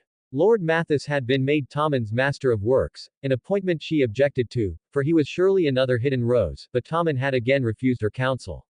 You will be pleased to know that many of the lords have accepted your proposal, and the shipments of seeds for planting have begun in earnest all across the Crownlands, Westerlands and parts of the Riverlands and Stormlands. All winter crops are crops that may grow fast enough to be harvested before winter, yes. Your grace. Mostly breeds of winter wheat, corn and some potatoes as well. And animals. Breeding pairs of black-nosed sheep and haired cattle have been procured and sent to the Riverlands, to the lords with marginal lands not yet under the plow for meat, milk and wool. They're hardy enough to survive in the winter snows. I am gladdened to hear it, my lord. I pray we can avoid a famine, Tommen said. A fool errand, Cersei thought. We ought to let the more quarrelsome sheep starve, not pay for their meals. And the construction, he continued. The walls are near completely repaired, and the mud gate is being rebuilt. And the storehouses you ordered are nearing completion. Remarkably fast, my lord, Tommen commented with a frown. We are only repurposing old buildings, your grace, Lord Mathis explained. It is easier than building anew. And with so little in the way of crime or rioting to interrupt the works, they have been running remarkably smoothly as of late. I am gladdened to hear it, my lord, Tommen said. Sir Bronn, I take it the reason for this is that you have been successful in your reforms to the gold cloaks. He grumbled. Gold cloaks must all report any bribes they receive, and accept any they are offered. Anyone offering a bribe is to be lashed on their first offense, and sent to the wall on their second. Any gold cloak who accepts a bribe and does not report it is to be sent to the wall. Any gold cloak who solicits, the king provided. Any gold cloak who solicits a bribe is to be sent to the wall. All known thieves, murderers, rapists are to be sent to the wall. And the new recruits. Training, Bronn answered tiredly. All city boys. Excellent work, Sir, Tommen smiled. So much so, I think the time has come for you to enjoy some rest. Travel up to Stokeworth, Sir. Your betrothed, the lovely Lady Lollies, awaits you. Select one of your lieutenants to serve in your stead till you return. Cersei straightened in her seat at the news. Bronn had kept his distance from her as best he could, but perhaps his lieutenant might be different. This would present some interesting possibilities. I will, Grace, Bronn nodded. Speaking of the wall, Pycelle broke in, another problem has arisen. The brothers of the Night's Watch have taken leave of their wits and chosen Ned Stark's bastard son to be their Lord Commander. I glimpsed him once at Winterfell, she said, though the Starks did their best to hide him. He looks very like his father. Her late husband's byblows had his look as well, though at least Robert had had the grace to keep them out of sight. Once, after that sorry business with Joffrey and the cat, he'd made some noise about bringing his baseborn daughter to court. Do as you please, she told him, but you may find the city is not a healthy place for a growing girl. The bruise those words had won her had been hard to hide from Jaime, but they heard no more about the bastard girl. Catelyn Tully was a mouse, or she would have smothered Jon Snow in his cradle. Instead she's left the filthy task to me. Snow shares Lord Eddard's taste for treason too, she said. The father would have handed the realm to Stannis. The son has given him lands and castles. The Night's Watch is sworn to take no part in the wars of the Seven Kingdoms, Pycelle reminded them. For thousands of years the Black Brothers have upheld the tradition. Until now, Cersei said. The bastard boy has written to us to avow that the Night's Watch takes no side, but his actions give the lie to his words. He has given Stannis food and shelter, yet has the insolence to plead with us for arms and men. An outrage, declared Lord Mace. We cannot allow the Night's Watch to join its strength to that of Lord Stannis. We must declare this Snow a traitor and rebel. The Black Brothers must remove him. No, the king cut in, his tone firm. I'll not make another enemy by rushing to judge a boy just for his blood. Snow may have Stark blood in his veins, but if I recall correctly he joined the Watch of his own free will. Yet he has offered your enemy food and shelter, Cersei reminded him. He offered my uncle food and shelter, Tommen shot back. And if I recall correctly, we received letters from Lord Commander Mormont asking for aid, and yet we did not respond. So long as he offers my uncle no more than food and shelter, I will not begrudge the Lord Commander his desperation. In fact, I should seek to provide as much aid as he requires, if only to prevent my uncle Stannis doing as we fear. A ploy, Lord Tywin cut in. Yet a foolish one. You have no assurances. So long as Stannis remains at the wall, the loyalty of the Black Brothers he will be able to compel. You would be better sending 100 men to the Watch. To take the Black, ostensibly, but in truth. To remove Jon Snow from command, Cersei finished, laughing. If this bastard boy truly is his father's son, he will not suspect a thing. Perhaps he will even thank me, before the blade slides between his ribs. Oh, Tommen smiled. But I have assurances, grandfather. Or have you forgotten? Tywin considered his grandson's words for a moment and then nodded wordlessly with approval. Cersei frowned. What assurances? Tommen reached down and withdrew another letter and passed it over to Pycelle, who by this point was becoming quite flustered by the sheer volume of letters the king seemed to have at the ready. Send this to the wall, Grandmaster. As before, you are not to open or read it. Got. Chapter 30. Good care I. Cersei Pav. What assurances? Tommen reached down and withdrew another letter and passed it over to Pycelle, who by this point was becoming quite flustered by the sheer volume of letters the king seemed to have at the ready. Send this to the wall, Grandmaster. As before, you are not to open or read it. Of course, your grace, he said as he accepted the letter. Yet if Lord Janos can be believed, Lord Stannis is trying to make common cause with the wildlings. Savages in skins, Lord Mace declared. Lord Stannis must be desperate indeed, to seek such allies. Desperate and foolish, she agreed. The Northmen hate the wildlings. Roose Bolton should have no trouble winning them to our cause. A few have already joined up with the bastard son to help him clear the Ironmen from Moat Cailin and clear the way for Lord Bolton. Umber, Ricewell. I forgot the names. Even White Harbor is on the point of joining us. Its lord is on the verge of wedding his daughters to lords of our choosing and opening his ports to our ships. Wyman Manderley was a loyal bannerman to Ned Stark, Pycelle warned. Can such a man be trusted? No one can be trusted. He's fat, old and frightened. He is proving stubborn on only one point. He insists that he will not bend the knee till his heir has been returned to him. Do we have this heir? Lord Mace asked. He will be at Harrenhal, if he is still alive, Cersei said. Gregor Clegane took him captive. If he is dead, I suppose we must send him the heads of those who killed him, with our most sincere apologies. Will not Lord Stannis seek to win the allegiance of White Harbor as well? Pycelle asked. Oh, he has tried, Tommen answered. Lord Manderley has sent his letters onto us and replied with evasions. Lord Stannis demands White Harbor's swords and silvers and offers nothing in return. Just this morning there was another bird. He has sent his hand, Esser Davos, to treat with White Harbor on his behalf.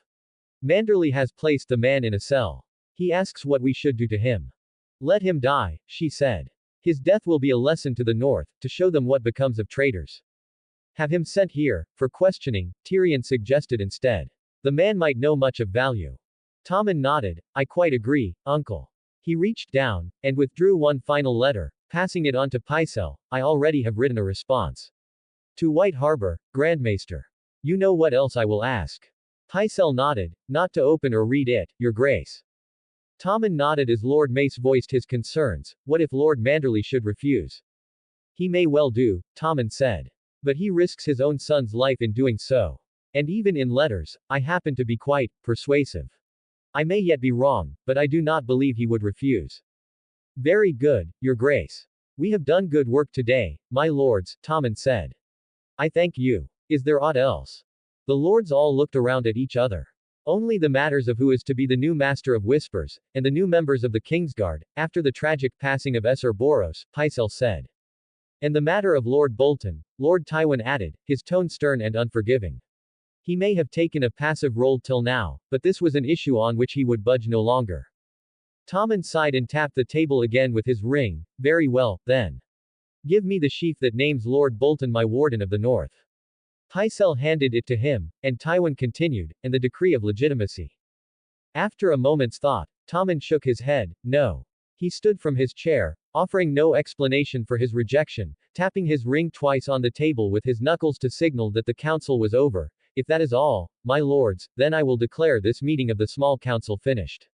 You are all dismissed. Bronn, be sure to escort the Grandmaster to the rookery, to have those letters sent immediately. Bronn nodded, and Pycelle left on shuffling feet, his back hunched under the weight of the myriad links on the chain around his neck.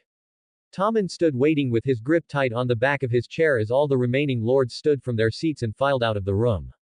Cersei watched her son out of the corner of her eyes as she left. He stands alone. A Baron Pav. A Baron sat on one of the many terraces of the Red Keep that overlooked the bay. He sipped his wine of fine Dornish vintage and allowed himself to admire the beauty of the midday sun. Such musings were more Doran's pace than his own, of course, but a Baron could see the appeal. There was a certain relaxing quality to the quiet, rolling ocean, the glimmer of the sun off the waves, the soft orange shadows cast across every surface, the relative isolation and silence. Across the table at which he sat, the boy king shared his view. A small tomcat sat in his lap, occasionally purring as he stroked its back. This is my little gem, he said. When ruling becomes tiresome, I come here. A baron observed the boy king. He did look tired, but not as much he might have claimed. There was a nervous quality to the way he moved, that half-second delay that spoke to a mix of uncertainty or apprehension.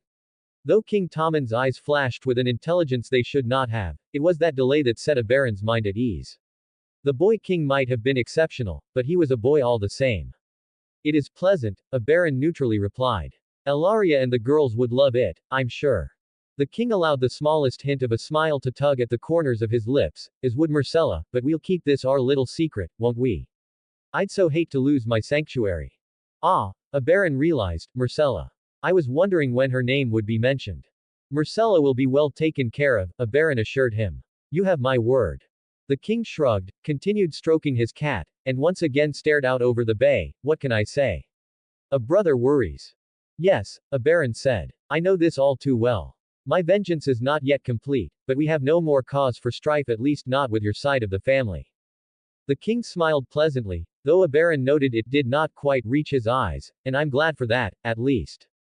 Though I will say we were quite disappointed to see you could not ride in the tourney field, my prince. Many a man would have paid good gold to see the Red Viper ride. I do trust you are healing well. Well enough, a baron said with an easy smile. But if these petty aches and pains are the price for you fulfilling a decady old dream of mine, your grace, then I'll consider it a price well paid. The king smiled. I'd much prefer to fulfill a woman's dreams, my prince. A baron allowed himself a bark of laughter, so I've heard. The new queen in particular seemed keen to mark her territory before the old one. And my daughters have apparently heard as well, he said with an impish grin. I'm sure you'll get on famously. I'm sure we will, he said. There are worse ways to die, after all. Don't worry, your grace, a baron mock-assured him, they'll be gentle. The king smiled another smile, and then said, yes, and that is much appreciated. But I am afraid we must move on to the meat of the matter. I did not call you here merely to enjoy the pleasure of your company, after all. How disappointing, a baron said. Very well, then. What is the matter? Myrcella, the king said. A baron started a little. King Tommen, I have already given my word. King Tommen's tone hardened as he spoke, and yet, your brother the Prince Doran felt perfectly comfortable keeping her from coming to my wedding. And after I specifically requested her attendance. How else can I take that but as an insult? Oh, a baron said dismissively. My brother is far too careful. He has a suspicious mind, you see. But again, I assure you, no harm will come to the Princess Myrcella.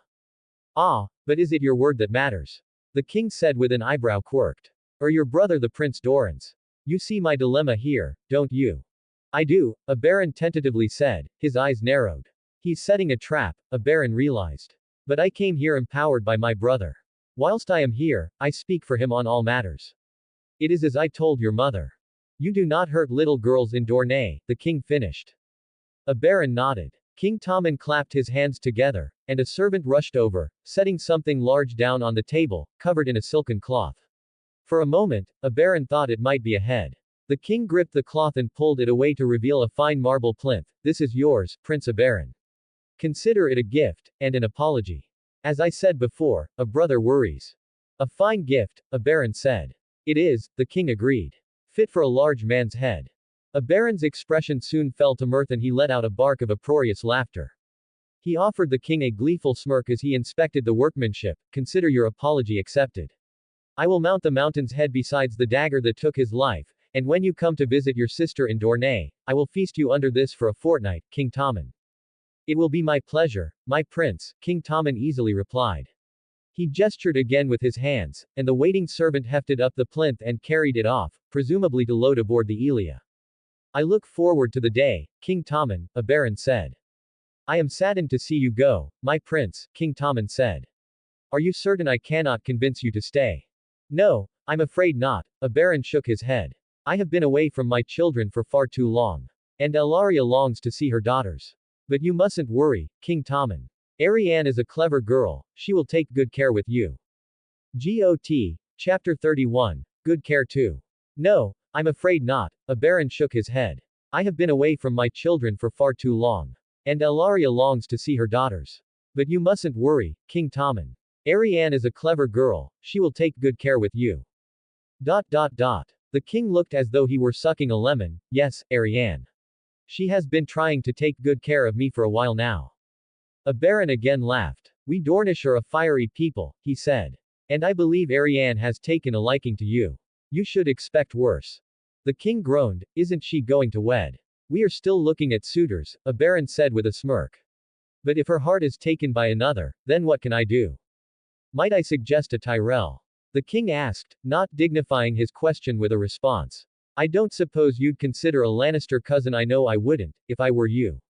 But Willis is still unwed, and I hear you have good relations with him. Such a match should put the animosity between your two houses to rest, at any rate. It would be good for the realm. I do know him, a baron said. And it probably would, but I fear my brother Doran may be more hesitant to agree to such a match. The king nodded. Well, I suppose the final decision rests with him, in any case. It is his daughter. Yet with Viserys Targaryen dead, and your secret pact rendered meaningless, I don't see much more cause for delay. The king shrugged. Still, I suppose I am not familiar enough with the politics in Dorne to say. A baron felt the blood chill in his veins a little. So this was his trap. His mouth suddenly felt dry. King Tommen. Tommen gestured dismissively. Please. Think of it no longer, he said, his voice smooth and pleasant, as though he had not mentioned a grave treason like it was some passing fancy. I have long forgiven your plotting. In fact, I quite sympathize.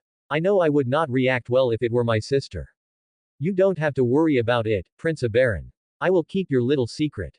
This has been interesting, King Tommen, a baron said suddenly, resisting the urge to ask the king 1,000 questions, or perhaps to challenge his honor in the face of the accusation and demand satisfaction as he rose from his seat. It was a statement, he knew. I'm powerful enough to know, the king was telling him, and powerful enough to risk saying so.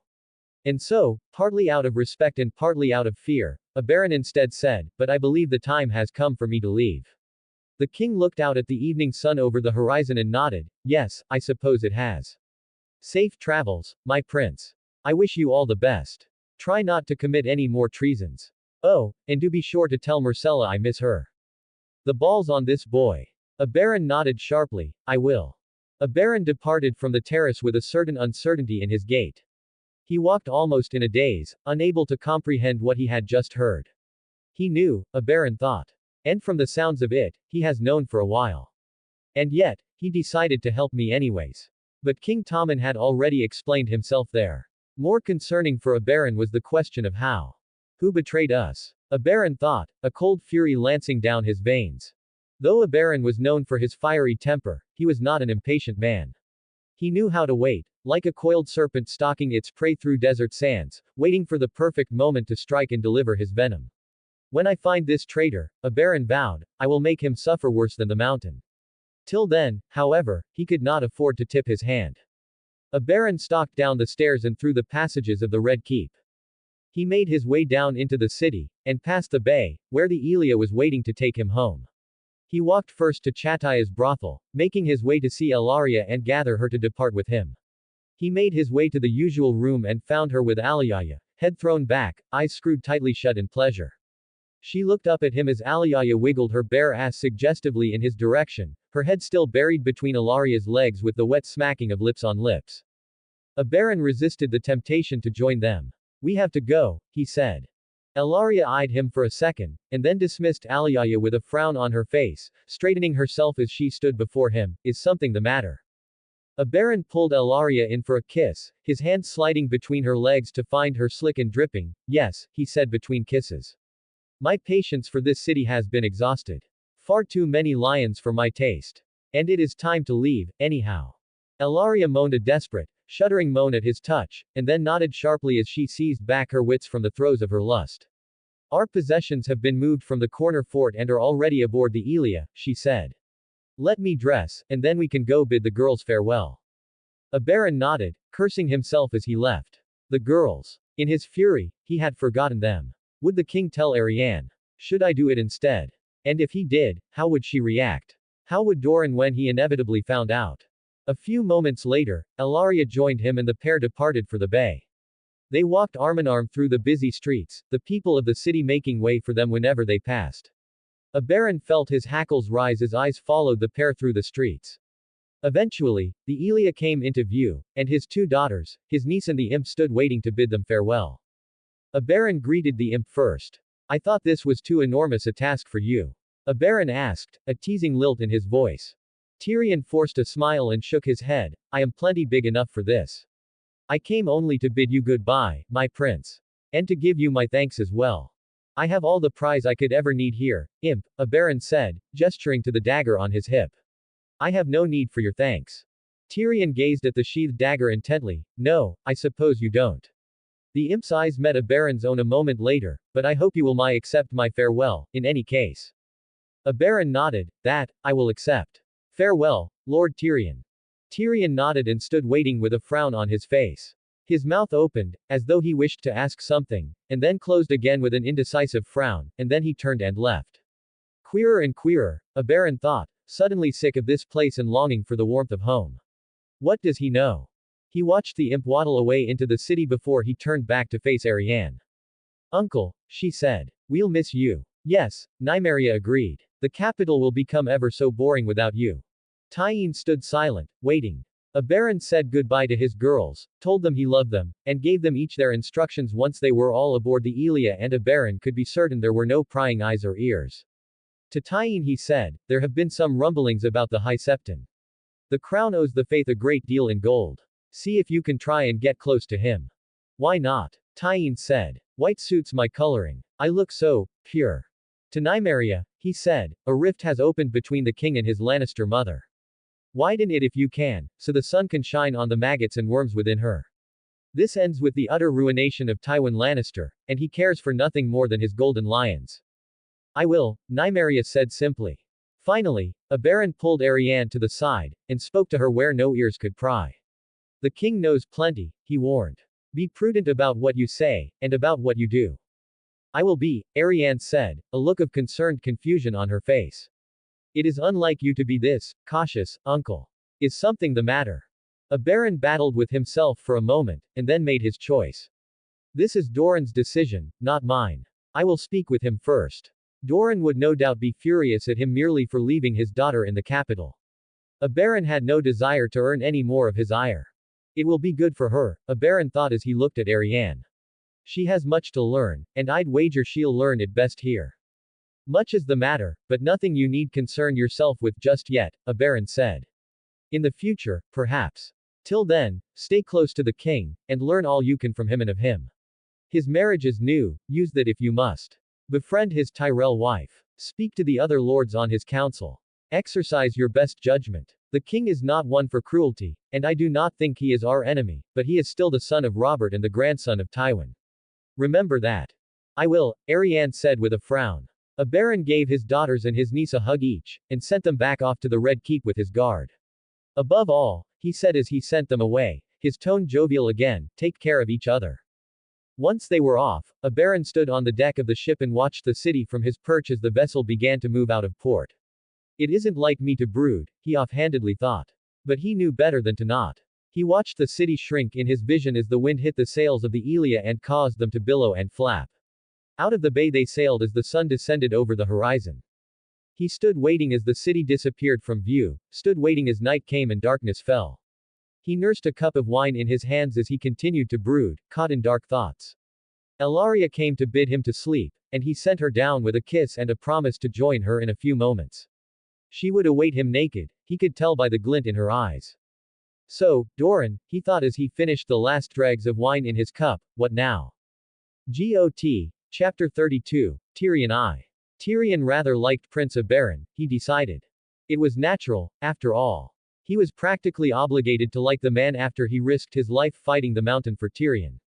Not that he had done it for Tyrion, but he didn't begrudge him that. He got to keep his head, and that was enough. And though a baron had offered him insult after insult, his tone had betrayed his true feelings. There was a touch of hostility at his name, and a little amusement, but no true venom. Yes, Tyrion decided. I was sad to see him go. And not a week after he had gone, a new curiosity had arrived at court. His concern in particular, given the man's allegiances. Noho Domitis, the Braavosi named himself. An interesting name for an interesting man. And though he was quite the dour and serious character, he had an interesting voice, too. There was that Braavosi tang in his manner of speaking, but there was some hint of something else that Tyrion could not quite discern. And he had been hearing a lot of that voice, as of late. Noho was incessant in his hectoring. When he paused for a breath, Tyrion had spoken frankly, No, Lord Noho, I do not have an answer for you. The king's orders were quite clear. I beg patience. His grace will meet with you when he can. Yet he understands why we cannot approve the bill of sale. Tyrion nodded tiredly, I have informed him, and he has told me he does. It is not in the Iron Bank's interest to let foreign entities control its vaults. He understands that perfectly well. Noho had stalked off then, impatient. 2 more days passed fruitlessly before Tyrion made his way to the king's solar to finally put the matter to rest. Why Tommen had insisted that Noho had to wait, Tyrion did not know, but he knew better than to question it. The guards outside Tommen's solar let him in silently, standing to attention, and he came in and hopped up onto one of the chairs in the corner, and sat waiting with his hands in his lap. He looked over to Tommen's desk, and saw a stack of papers half as tall as him. They were rumpled, and the language on them looked strange. Possessed by his curiosity, Tyrion pulled one sheet off the heap and read it closely. It was nonsensical. He tried to pronounce the words, only for the sounds to emerge a garbled mess in his throat. Whatever language this was, it was unlike any Tyrion had seen before. He looked over at the rest of the desk, and making quite sure he was alone, flicked through the stack of papers. They were all like the one he held in his hand. A complete mess of letters assembled in ways that could not possibly be words. He quickly abandoned his search, however, when the door to the solar again opened. His father strode in, his face set into a frown. Tyrion, he said, more an acknowledgement than a greeting. Father, Tyrion acknowledged him in turn. I presume his grace has summoned you here as well. To oversee the negotiation, yes. I take it you don't approve, Tyrion deduced. It was as I said in the small council. One does not negotiate with the Iron Bank. And yet, here we are, preparing to negotiate. Tyrion frowned, why? If it were Joffrey or Jaime or anyone, you would not have allowed it. His father turned to look at him. What were you looking at when I walked in? Tyrion saw little harm in telling the truth, and showed his father the sheet of paper, this. Tell me, Tyrion, were you able to understand a word? Tyrion shook his head, no. It's nonsense, anyhow. When Tommen arranged to have you freed with that farce of a trial, I was displeased, he said. I went to confront him, and he told me he knew you were innocent. Not that he suspected, not that he thought or believed, but that he knew you were innocent with the same certainty that I know I am a Lannister. He isn't a mage, my lord, he's a dreamer. Tyrion listened to his father with rapt attention as he asked, how? Spies, Tywin said, much to Tyrion's own confusion. Or so he claimed. A network so vast and powerful that it put the combined efforts of Varys and Baelish to shame. And he did this as a mere boy. The tall tales of a child, or so I thought, but his tales turned true. He has spies. Tyrion asked, though he did not really feel the surprise that laced his tone. He was smiling. Tommen. I had his room searched whilst he was in court, his father said, as though it were the most normal thing in the world to do to a king. The men found a sheaf of papers, 3 pages thick, just like this. Tyrion stared at the page again, and suddenly saw a method to the madness scrawled onto the page. There were blotches of ink scattered about, and the script was untidy and looked hastily put down. Some of it was almost recognizable, but its meaning evaded Tyrion. It looked as though a child, or perhaps a commoner, had written it, and you think they come from his spies. Where else? Tywin asked. And why else would the king keep nonsense on his desk? If his grace can do that, then what else can he do? Tywin finished his thought. What else will he do? Tommen has not proven such a failure as Joffrey. He is no fool. But he must learn. And he can only learn by doing. Tyrion quirked an eyebrow. High praise, coming from you. It was at that moment that Tommen finally strode into the room, a faint smile on his lips. Uncle. Grandfather. I trust you are both well. Well enough, nephew, Tyrion said as Tommen rounded the desk and sat in his chair, reciprocating Tommen's familiar tone. Tommen sighted the papers on his desk, and picked one up. Tell me, he said, the slightest smirk on his face, have you figured out what they say? No, Tywin said back. And though his father betrayed nothing in his expression, there was a certain curtness in his tone that exposed his irritation. Good, Tommen simply responded. After all, what use would a code be if you could read it? Don't you think, his father said, that you should tell me your plans? Given I am your hand. I tell you as much as you need to know, Tommen replied as he shuffled through his papers. And no more. Tywin raised the sheet in his hand, and this. Is there nothing I need to know about this? Tommen gave an exasperated sigh, and turned to look at Lord Tywin. What is there to tell? My spies send me reports, and I read them. You've had my room searched, I'm sure. You know this. Is this why we don't have a master of whispers? Tyrion broke in. Partially, Tommen said. That, and I have yet to find anyone I can truly trust with the task. The last one was a traitor. Varys. Tyrion questioned. Tommen nodded tiredly. Yes. A Targaryen loyalist through and through, that one. Such a shame. He and Baelish were at one time the best at their craft in all of Westeros, perhaps even the world. So good, in fact, that I had little choice but to kill him once his true loyalties were revealed to me. A man like that is too dangerous an enemy to leave alive. Tyrion sat stunned. Did father know? He looked over, and saw just the slightest quirking of a single eyebrow. No, then, he hadn't known. But he didn't seem surprised, either. He suspected it. Tyrion had had his own suspicions, of course, but to hear it said openly was entirely a different matter. Aegon, he mumbled, suddenly holding Varys's dying body in his arms again. Blood soaked his palms, the air blew in cold. What? Tommen snapped, frowning. What did you say? Tyrion snapped back to the present, his nephew's eyes locked on his own, his gaze intense. Tyrion shook his head, nothing. Tommen's eyes flashed with suspicion. No, you said something, Aegon. Where did you hear that name? Varys, Tyrion admitted. It was one of his last words when he died. Any more last words? His father asked, his manner of speaking suddenly rich with scorn. No need, Tommen said. Let me guess, he mentioned something about the one true king, didn't he? Tyrion nodded dumbly. How? Tommen sighed again, shut his eyes tight, and rubbed his brow as though he were attempting to dispel a headache. Got. Chapter 33, Tyrion 2. Tyrion nodded dumbly. How? Tommen sighed again, shut his eyes tight, and rubbed his brow as though he were attempting to dispel a headache. You know something, Lord Tywin deduced. What? Aegon Targaryen, Tommen finally said. Or, at least, someone claiming to be him. Varys claimed that he switched the babes before the mountain's arrival, and that what you presented to my father was merely a common babe. As I said, he was a Targaryen loyalist through and through. My spies think that he's planning a claim to my crown. Reports are sparse, information is thin on the ground, but there are rumors that the Golden Company plans to take up arms with him. Traditionally supporters of the Blackfyres, Lord Tywin noted. Tommen nodded, my thoughts exactly.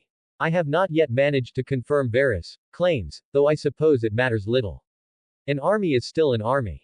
And you didn't think I needed to know this? His father questioned. There was a hostile edge to his tone, but Tyrion was surprised to discover how small it was. He likes this one, Tyrion thought. I had already planned to deal with him, Tommen explained. This hardly changes much. I had hoped my spies were mistaken, of course, but I am not surprised. The main problem now will be preventing Daenerys Targaryen and Aegon from joining ranks. Alone, I can quite comfortably handle them.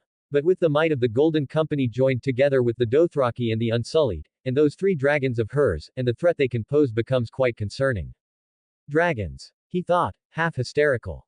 And an army to match. And you had a plan for this? Tyrion asked incredulously. Yes, Tommen nodded, deadly calm. I was going to pit the Black Dragon against the Red, and allow them to weaken each other. I am told that Aegon plans to offer his hand in marriage to Daenerys. It should not be too hard to muddle that up. Let old rivalries take their course once again. It's risky, but it is the path that costs me the least for the moment. There were other plans, but those are even riskier, and more difficult. Even if the rewards are greater. And your men could do this? Tywin asked. Tommen shrugged. Perhaps, perhaps not. But that is a matter for another day, he said as a servant entered to announce the arrival of Noho Domitis. Tommen sent the servant back, bidding Noho to enter. He then turned back to the 2 of them. Now, remember, you will answer when I call on you. Do not interrupt unless you think it absolutely necessary. I don't think I have to tell either of you how important this is. Tyrion nodded, and asked. We wish to stall repayments, yes. Tommen shook his head. No, not quite. We want to simply reduce repayments. If the Iron Bank receives no gold from us, then there is a risk they may seek it elsewhere. The goal is to balance expenditures and revenues, not to strengthen an enemy of ours.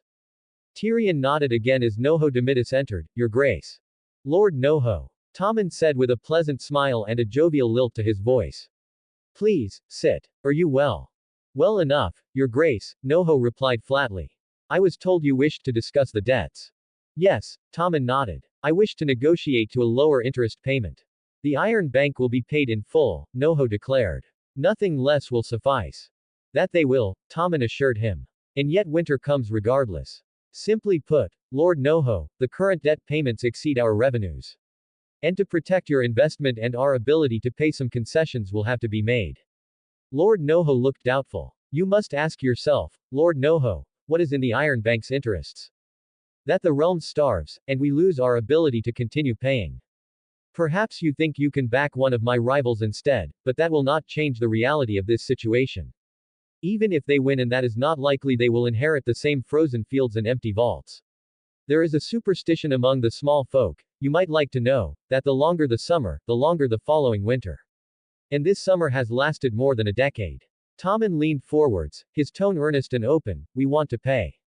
We just need a little room to breathe. Noho considered the king's words for a long moment. Then, he said, what do you propose? Interest payments should be cut in half over the course of the coming winter and the following summer.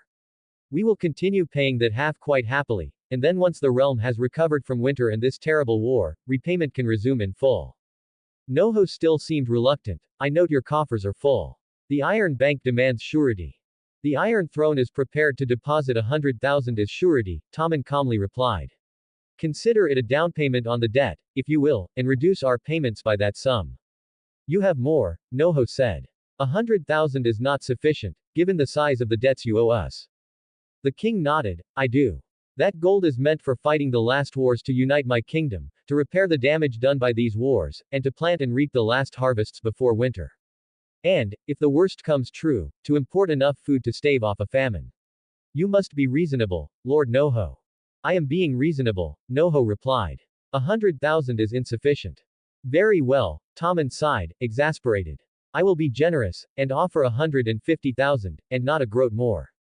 5% of all that we owe should suffice. Noho nodded, looking neither pleased nor displeased. And you should note, Lord Noho, that I consider it the Iron Bank's responsibility to collect this sum. You will send your ships here, and I will load them with my gold and silver, and then what happens to them after they leave my shores is neither my responsibility nor my concern. Once the gold is on those ships, I will consider my obligations fulfilled. Noho frowned, but nodded regardless. That is, acceptable. Well enough, the king said. With that matter settled, there is one last thing I wished to discuss. What, Your Grace? Noho asked. I hear, Lord Noho, that the Iron Bank has some connection with the faceless men of Bravos. Is this true? Noho seemed suddenly uncomfortable. We have employed their services in the past. Against those who failed to repay. And, you would be willing to employ their services again? Tommen questioned. On my behalf. We would, Noho nodded hesitantly. For a fee. The king smiled a wicked smile, and clapped his hands together in delight. For a fee. He exclaimed. Of course, Lord Noho, of course. I think this has been a productive meeting for the both of us, no. Please, Lord Noho, you are welcome to stay a while longer. I will have the details of the arrangement for you later. Noho smiled a cold, humorless smile. He nodded as he stood from his seat and said, Yes, I think so too. I will arrange transport for what you owe us, your grace. And I will await your message. My thanks, Lord Noho, Tommen said. You are dismissed. The three of them watched Lord Noho leave the room in silence. Nobody said a word. Then, finally the king sighed a relieved sigh and said, Well, that was easier than I thought it would be. The faceless men? Tyrion asked. Tommen shrugged, they are as good as killers get. And I need some people killed. They are expensive, Tywin said. A price worth paying, Tommen simply said as he stood from his seat, when the prize is a kingdom. Who? His father asked, fast reaching the limit of his patience. The claimant across the water, Tommen said. Who else? Now, if you'll forgive me, my lords, I must leave you. The training yard beckons. Tyrion, I trust you will be able to organize the payments with Lord Noho. Tyrion nodded dutifully, I will. When his grace was gone, Tyrion turned to his father, what do you think of him? Entirely too impudent by half, his father said as he stood from his seat. Not unlike you in wit, though far more prudent with his tongue. And he's not a dwarf, Tyrion added glibly. You must be thrilled. He has not yet proven a disappointment, Tywin said in a voice of quiet satisfaction. No, Tyrion thought as he watched his father leave, I suppose he hasn't. GOT, Chapter 34, Cersei. In the yard 20 knights were hammering each other with sword and shield. A blustery autumn wind was blowing in. Across the yard, some squire made a pass at the quintain and sent the crossarm spinning. The cheers were being led by Marjorie Tyrell and her hens. A lot of uproar for very little, Cersei thought. You would think the boy had won a tourney. Then she saw it was Tommen on the mare, clad all in gilded plate. The queen had little choice but to don a smile and go see her son. She reached him as Esser Loras helped him from his mount. When he removed his helmet, Tommen was puffy and sweating. Did you see? He was asking Esser Loras. The visor is too small, I couldn't tell. Did I do it right, Esser Loras? A pretty sight, said Osmond Kettleblack. You have a better seat than me, sire, put in Esser Dermot. Tommen's face darkened a shade. So, in not as many words, I made a fool of myself. Esser Dermot sputtered. I have seen you ride, Esser. And so I can only assume you mean to either flatter or mock me. Mocking aside, you are no fool. Far as I can tell, I must tell you I detest undeserved flattery. Tommen sighed heavily. Well, at least I broke the lance. Esser Loras, did you hear it? As loud as a crack of thunder, he said. You did well, your grace, though you have far yet to go. You must ride every day, till every blow lands hard and straight, and your lance is as much a part of you as your arm. I want to, he said. But I think the sword will stay my priority for now. You were glorious. Marjorie bent down slightly and pressed a firm kiss on the king's cheek, and put an arm around him. Brother, take care, she warned. My gallant husband will be unhorsing you in a few more years, I think. When he is a man grown, Cersei cut in. Their smiles withered and wilted. One of Marjorie's little cousins was the first to bend the knee, and the rest soon followed, save for the little queen and her brother. Tommen did not seem to notice the frost in the air. Mother, were you watching? He asked almost happily. He leaned forwards, and Cersei obligingly leaned down a little to let him kiss her cheek. I broke my lance on the shield, and the bag never touched me. He said with just the slightest hint of pride. You did very well, Tommen, she assured him, I would expect no less of you. Jousting is in your blood. One day you shall rule the lists like your father. No man will dare stand before him, Marjorie said with a coy smile. But I never knew that King Robert was so accomplished with the joust. Pray tell, your grace, what tourneys did he win? What knights did he unseat? I know I should like to hear of King Robert's victories. A flush crept up Cersei's neck. The girl had caught on. Her fool husband had been a middling jouster at best. During tourneys he much preferred the melee. It had been Jaime she had been thinking of when she spoke. It's not like me to forget myself. The big one, Tommen broke in, eyeing her as he spoke. The tourney of the Trident, where he unseated Prince Rhaegar and named my lovely mother his Queen of Love and Beauty. Quite right, Cersei nodded, sparing Marjorie no room for response. Sir Osmond, help my son with his armor, if you would be so good. Sir Loras, a word. The Knight of the Flowers looked to his king, but found no solace. He had little choice but to follow at her heels like a puppy. She waited for him at the steps. Whose notion was that? She asked. Mine, he admitted. Sir Talid and Sir Dormit were riding at the quintain, and the king seemed interested by it, so I suggested he might like a turn. Surely, she thought, he means to irk me. That horse was much too large for him, she snapped. What if he had fallen off? What if the sandbag had smashed his head in? Bruises and bloody lips are all part of being a knight. I begin to see why your brother is cripple, she said, watching with hidden glee as the smile slid clean off his face. Perhaps my brother failed to explain your duties to you, Sir. You are here to protect my son from his enemies. Training him for knighthood is not your calling nor, for that matter, is it Sir Balon's. His training rests in the hands of the Master-at-Arms. The Red Keep has none since Aaron Santagar was slain, Loras said. His grace is old enough, and eager to learn. And we serve at his pleasure, and follow his commands without question. He is old enough to be a squire. Someone has to teach him. And so when he commands us to teach, we teach. Someone will, she thought, dripping with venom, but not you. Cersei saw how tight the bonds grew between squires and the knights they served. She did not want Tommen growing close with Loras Tyrell. I have been remiss, she finally said. With all the goingson, I have neglected to name a new Master-at-Arms. I shall rectify that error at once. Your grace will not find any man half so skilled with sword and lance as I. Humbled, is he? No, she said. But I can find a woman. Dame Brienne, was it? Loras clenched his teeth so hard Cersei thought they might shatter. Tommen is your king, not your squire. You are to fight for him and die for him. No more. She left him there as she stormed off and made for Maegor's Holdfast alone. Where am I to find a new Master-at-Arms? She wondered as she climbed the steps. Having refused Sir Loras, she could not turn to another on the Kingsguard that would only pour salt on the wound, enough to anger Highgarden. Her father would not stand for that. Sir Talid. Sir Dormit. There must be someone. It was a pity the hound had gone rabid. Tommen had always been frightened of Sandor's rough voice and burned face, and his scorn would be the perfect antidote to Tommen's new defiant streak. Dreams or no, he was still her son. I waited, and so can he. I waited half my life. I will not be robbed of my hour in the sun. Aaron Santagar was Dornish, she suddenly recalled. I could send to Dorne. Centuries of bloodshed lay between Highgarden and Sunspear, and Prince Oberyn had left in high enough spirits. Yes, a Dornishman might suit my needs admirably. They must have some good swords. Then she remembered Arianne Martell was here, and quickly soured on the idea. The slut will have the man in her bed in half a moon. No, not a Dornishman. When she entered her solar, she found Lady Merryweather chuckling with Jocelyn and Dorcas. What is so amusing? She asked.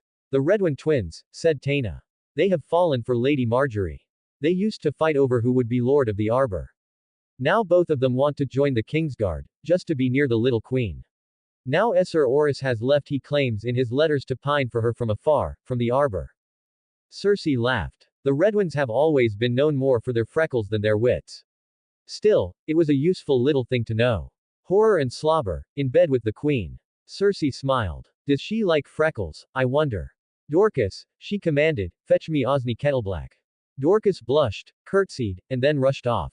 When she was gone, Taena turned to her with a quizzical look. She blushed up a storm, Taena noted. She fancies our Sir Osney, Cersei said, hiding her smile behind her glass as she sipped her wine. She likes his scars, I think. Taena's eyes shone with a hidden mischief. Just so. Scars make a man look exciting. And yet, Cersei said, you married Lord Orton. We all love him, of course, but. Taena laughed. My husband is more comforting than exciting, this much is true. Yet, and I hope your grace will not think less of me for saying so, I did not come quite a maid to his bed. You are all whores in the free cities, Cersei thought, aren't you? Got. Chapter 35, Tragedy I. Taena laughed. My husband is more comforting than exciting, this much is true. Yet, and I hope your grace will not think less of me for saying so, I did not come quite a maid to his bed. You are all whores in the free cities, Cersei thought, aren't you? And pray tell, she said, who was this, lover? Taina's dark skin turned darker as she blushed. Oh, I should not have said. Your grace will keep my secret, yes. I will have his name from you soon enough. Men have scars, she reached over to kiss her cheek, women have mysteries. When Dorcas returned with Esser Osney, Cersei saw fit to dismiss her ladies. Come sit with me by the window, she beckoned. Will you take a cup of wine? She tutted, your cloak is threadbare.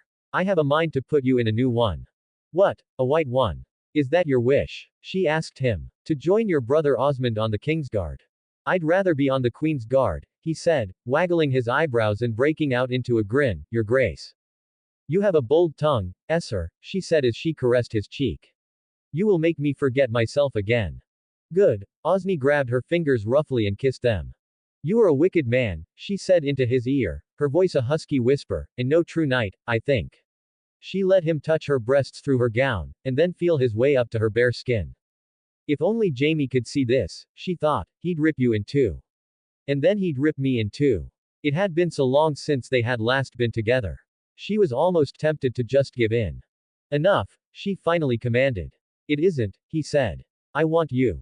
You've had me. Only once. He grabbed her breast and gave it a hard squeeze that reminded her of Robert. Cersei felt herself become vaguely disgusted with him.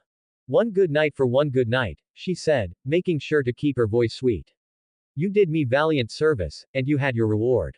Against her hip, she could feel him hardening under his breeches. She gave him a coy smile and quick squeeze. Tell me, she asked, do you think our little queen is pretty? Esser Osney stiffened and drew back, wary. For a girl, I suppose, he cautiously ventured. I'd sooner have a woman. Like you. Why not both? She leaned over and whispered, hand sliding down his chest. Pluck the little rose for me, and I won't be ungrateful. Marjorie, you mean. In spite her efforts, his passion was beginning to wilt. She's the king's wife. Wasn't there a Kingsguard who lost his head for betting the king's wife? Ages ago, she assured him. His mistress, not his wife. And he didn't just lose his head. Aegon tore him apart piece by piece, and made the woman watch. Cersei did not want Osney dwelling on that, however. Have no fear, he will do as I bid, she lied. And Tommen is no Aegon the Unworthy. I mean for Marjorie to lose her head, not you. That gave him pause. Unless you think Marjorie would prove unresponsive to your, she squeezed his crotch slightly, charms. Osney looked down and then looked back up at her with a wounded expression. She likes me well enough. Well, there you are then. There I am, he agreed, tone doubtful, but where am I going to be after? I mean, if we. Cersei gave him a barbed smile. Lying with the queen is treason. Tommen would have no choice but to send you to the wall. It was all she could do not to laugh as he balked at her. Best not. Men, especially the prideful lot like him, hate being laughed at. A black cloak would go well with your hair. No one returns from the wall, he said. You will. All you need to do is kill a boy. Kettleblack was afraid, she could smell it on him, but he was too proud to back down. They're all alike, aren't they? What boy? A bastard, she said, in league with Stannis Baratheon. You'll have 100 men by your side. And once this boy is dead, I'll get my pardon. And a lordship. Unless Snow's brothers hang you first. A queen must have a consort. Lord Kettleblack. He rolled the words around his mouth. I like the sound of that. A lordly lord. Fit to bed a queen. Fit to bed 2 queens. Osney grinned. I'm your man. She put her arms around his neck. You are, Esser. She kissed him fully, letting him have a little tongue before she pushed him away. After he was gone, Cersei had Jocelyn brush out her hair whilst she readied herself for bed and stretched and luxuriated like a cat. It's genius, she told herself. Not even Mace Tyrell would defend his daughter Abed with another man, much less with the likes of Osney Kettleblack. Neither Stannis nor Snow would have any cause to wonder for Osney's crime, nor any reason for suspicion till the moment he slipped a blade betwixt their ribs. Father will approve, she told herself, it was his suggestion in the first place, after all. And Tommen's defiance will end here. It was good of him to put me back on his council, but he must know his place till he turns of age. Dreams or no, I am still the queen. Cersei summoned Taina to her bedchambers that night. On the morrow, she said, I want you to pay a visit to my good daughter. Lady Marjorie is always happy to see me. Cersei smiled. I know. Tell her that she has a secret admirer, a knight so smitten with her beauty he cannot sleep at night. Might I ask which one? Taina asked, mischief sparkling in her eyes. Could it be Esser Osni? It may be, she shrugged, but don't offer that name up freely. Make her draw it out from you. Yes, your grace, Taina said. If it please you. Cersei smiled and poured her a cup of wine. They stayed up late into the night, trading stories. Taina became quite drunk, and as she had promised, Cersei prized the name of her lover from her lips. 100 times I told him no, she said, and he said yes. Until finally I was saying yes as well. He was not the sort to be denied. I know the sort, Cersei said, thinking of Jaime in all his glory, as he had once been. Who? Robert, she lied. Victorian Pav. The king is dead. His brothers drowned, men intoned. Balin is dead, Aaron Damfair continued, his hair wet and claggy with seawater. Balin my brother, who honored the old way and paid the iron price. Balin the brave, Balin the blessed, Balin twice crowned, who won us back our freedoms and our God. Balin is dead, but an Iron King will rise again, to rule the Isles. For what is dead may never die. What is dead may never die. The drowned men again intoned, their voices discordant and clanging in his ears, but still fervent and eager. A king shall rise. A king shall rise. The crashing of the waves answered their chants. Victorian watched as the drowned men quieted, watching the waves roll and crash and lap at the rocks below. All around him, the crowd seemed to jostle and stir, each man looking to their neighbors to see which one of them might presume to chance a claim on the seastone chair. Victorian watched from the corner of his eye as Euron stood silent with his arms crossed, flanked by his mutes and monkeys and monsters. Go on, Victorian silently urged. But Euron did not speak, no doubt in the knowledge that as these captains had all come this long way to this feast and would not choose the first dish set before them. Go on, Victorian again thought, his gaze acerbic, claim the throne like you claimed my wife. She won't come so easy to you this time. But only the winds and waves answered Aaron's call, and Euron stayed silent. The Ironborn must have a king, Aaron declared. So I ask again, who shall be king? Me. A deep voice boomed, and the crowd parted. He was a great old ruin of a man, 90 years old and fat. He wore a cloak of white bearskin, like the last few strands of hair on his head and the great shaggy beard that fell down to his knees. He sat in a driftwood throne, carried up the hill by his grandsons, all of whom were made red-faced by the effort. 40 years ago he might have been a threat, Victorian thought, but his best days are all long past. GOT. Chapter 36, Tragedy 2. Victorian Pav. He wore a cloak of white bearskin, like the last few strands of hair on his head and the great shaggy beard that fell down to his knees. He sat in a driftwood throne, carried up the hill by his grandsons, all of whom were made red-faced by the effort. 40 years ago he might have been a threat, Victorian thought, but his best days are all long past. Why not? He boomed at the looks he got from the crowd. Who better? I'm Eric Ironmaker, Eric the Just, Eric Anvil Breaker. He looked down to his grandsons below. Show them my hammer, Thormer, he commanded. One of them hefted it up with a heave, holding it aloft for the crowd to see. It was a monstrous thing, with a spiked brick of steel for a head. I've smashed more heads with the thing than I can remember, he said, but maybe some widows could tell you. Now, I could tell you all the deeds I've done in all the battles I won, but I won, live long enough to finish. So if old is wise, then there's none wiser than me. If big is strong, there's none bigger. And I got heirs more than I can count. So, come say it with me. King Eric. King Eric Anvilbreaker. Below his seat, his grandsons took up the cry, beating their chests. The crowd joined the chant even as his grandsons set down the driftwood seat and raised axes and swords in the air, chanting over and over. The rest of the crowd looked caught in the chant, but before they could build any true rallying cry a woman's voice cut loudly through the din. Eric! Asha cried. The crowd parted to let her through as she approached the driftwood throne. Stand up, Eric! A hush fell over the crowd. Off in the corner, Victorian saw Euron's face split into a grin. The crowd broke out murmuring and muttering. What did you say, girl? Eric asked, his voice deep and dangerous. Stand up, Asha said, unperturbed by Eric's grandsons glowering at her. Stand up and I'll cry your name with all the rest. You want a crown? Then stand up and take it. Euron's smile spread, and then a laugh bubbled up his throat and past his lips. Eric shot him a glare, and Euron just laughed louder. Eric's arms gripped the sides of his throne tight, his fingers white. He heaved and groaned. His face went purple with strain, and though for a second it seemed as though he might do it, his breath escaped him at his last second, his strength escaping with it. He leaned back, bowed his head and finally looked his age, and his grandsons hefted up his throne, and carried him sullenly down the hill. Who shall rule the Ironborn? Aaron asked again once Eric was gone. Again, the people in the crowd looked at one another. Some glanced at Euron, others at him, and a final few glanced at Asha. Victarion counted. Him and Euron were roughly even, and Asha was far behind. Make your claim, the Merlin called to him, so we can have this mummers farce done with. Victarion shook his head. The crowd wasn't quite done with its revelry yet. When I am ready, he shouted back, and no sooner. Another two claimants presented themselves. Gilbert Farwind, who offered the crowd a fool's fantasy of a great land in the west for the Ironborn to claim, and then Old Drum, who spoke and spoke till he lost the chance and cheers he'd won himself, and then offered such petty gifts that his last supporters left him. Each time the crowd grew excited, and then fell disappointed when the men proved unsuitable. It's time, Victarion knew. Aaron was shooting him a tight look, even as he asked again, who shall rule the Ironborn?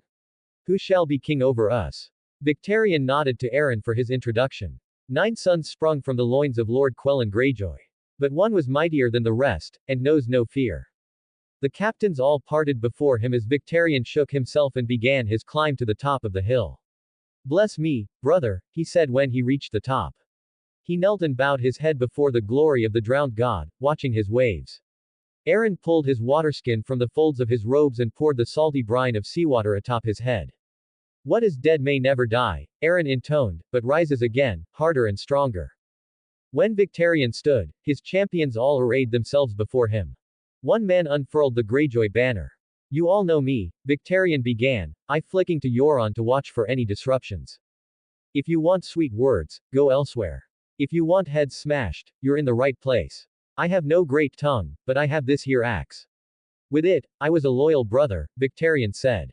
The first time Balin took a crown, he sent me to Lannisport to singe the lion's tail. I led his longships, and never lost but one. The second time, it was me he sent to see to the young wolf if he came howling home. And that's all I have to say. Besides him, his champions began the chant.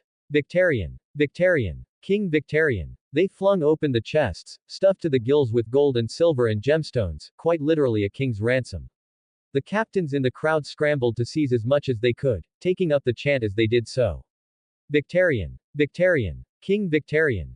Victarion watched Euron closely as the crowd kicked up in a frenzy. He stood, relaxed and quiet. Does he mean to stay silent? Victarion wondered. Has one of his mongrels finally ripped out his tongue? Victarion braced himself for an interruption, but when the voice ripped through the chants and cut through the crowd, it wasn't Euron. Nuncle! Asha cried. Nuncle! It was good of you to bring gifts to my queen Smoot, Nuncle, but you need not have worn so much armor. I promise I won't hurt you. She turned to face the captains, and Victarion felt the urge to punch the back of her head as some of the captains laughed. There's nobody braver than my nuncle, she said, nobody stronger, nobody fiercer in a fight. He has no sons, though. His wives keep dying. The crow's eye is his elder and has a better claim. What are you doing? Victarion raged in his mind. You came to me. Offered to be my hand, also that Euron wouldn't win. And now you hold him above me. He does. One man cried from the crowd below. Ah, Asha said, but my claim is better still. Balon's brother cannot come before Balon's son. Balon's sons are dead. One of his champions shouted over the wind. All I see is Balon's little daughter. She said, I'm his daughter. And I'm a mother too.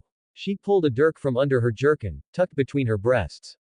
Here's my suckling babe. She held it up for the crowd. I may be a woman, but I'm man enough for this. Nuncle says he'll give you more of what my father gave you. And what was that? Gold and glory, some of you will say. Freedom, others will no doubt agree. But most of all, he gave us defeat. Tell me, how many of you have had your homes put to the torch when Robert came? How many wives and daughters and sisters of yours were raped and despoiled? No, what my father really gave you was burnt towns and broken castles. Nuncle promises more of the same. But not me. And what will you give us? Another man asked as Victarion seethed. Knitting. We need to take a lesson from the young wolf, she said, ignoring the man, who won every battle, and lost all. We need to take a lesson from the boy king on the Iron Throne, who lost every battle, and won all. GOT, Chapter 37, Tragedy 3.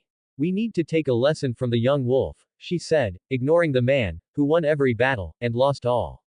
We need to take a lesson from the boy king on the Iron Throne, who lost every battle, and won all. A wolf is not a kraken, Victarion felt the need to break in. What the kraken grasps it does not lose, be it longship or leviathan. And what have we grasped, Nuncle?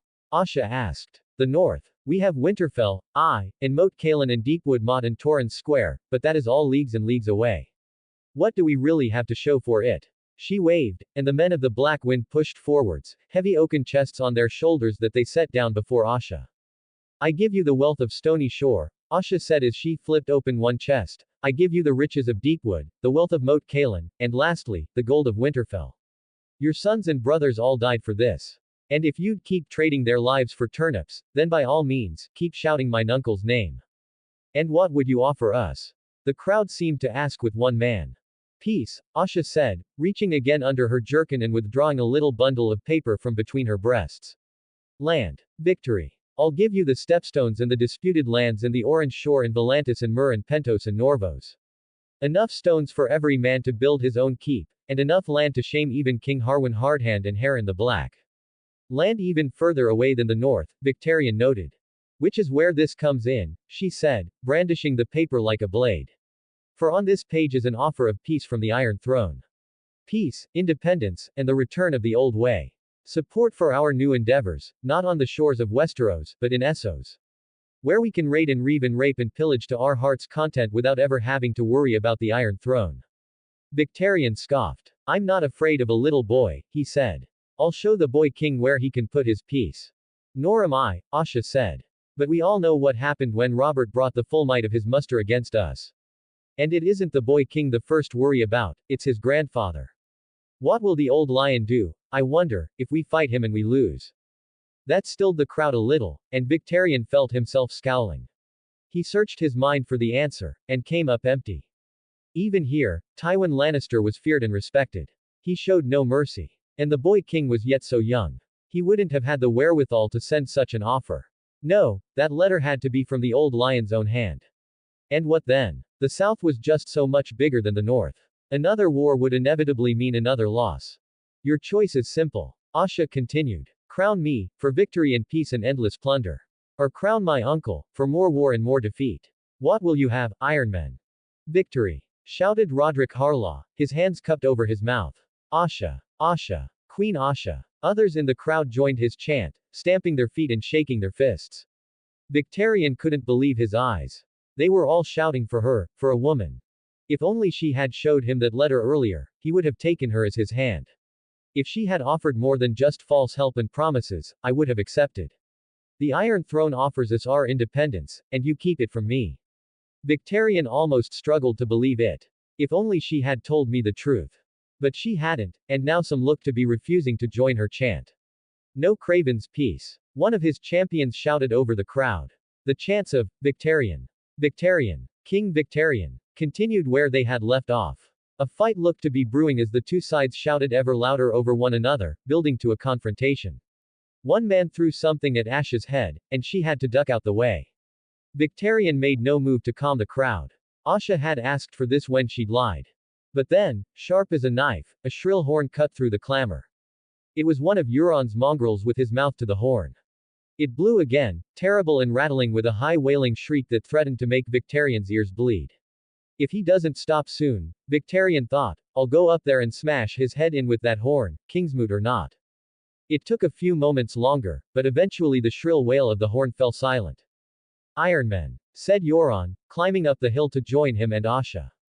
You have heard my horn. Now hear me. I am Quellen's son, and Balon's oldest living brother. The blood of the Kraken flows through my veins, and my heart beats with the waves of the sea. I have sailed further afield than any man here. Only one living Kraken here has never known defeat. Only one living Kraken here had never bent the knee.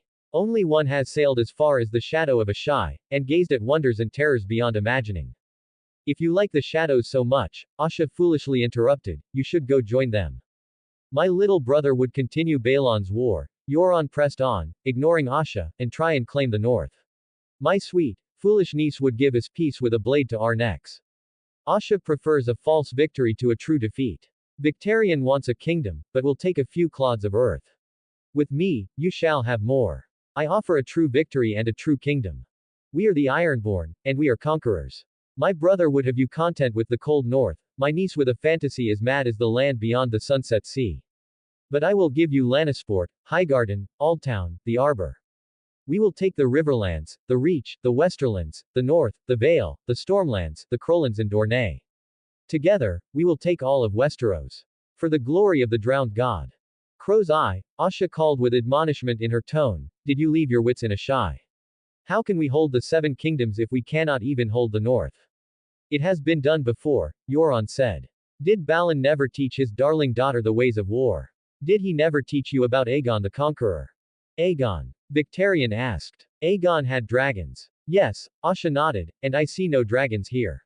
Euron grinned. That horn you heard was from the ruins of Valyria, Nice, where no other man dared go.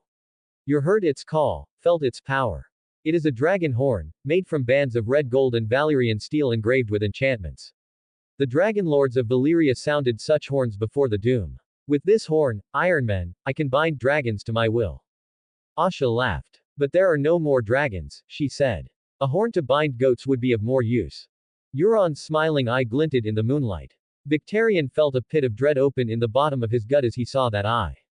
Again, girl, he said, you are wrong. There are 3 dragons, and I know just where to find them.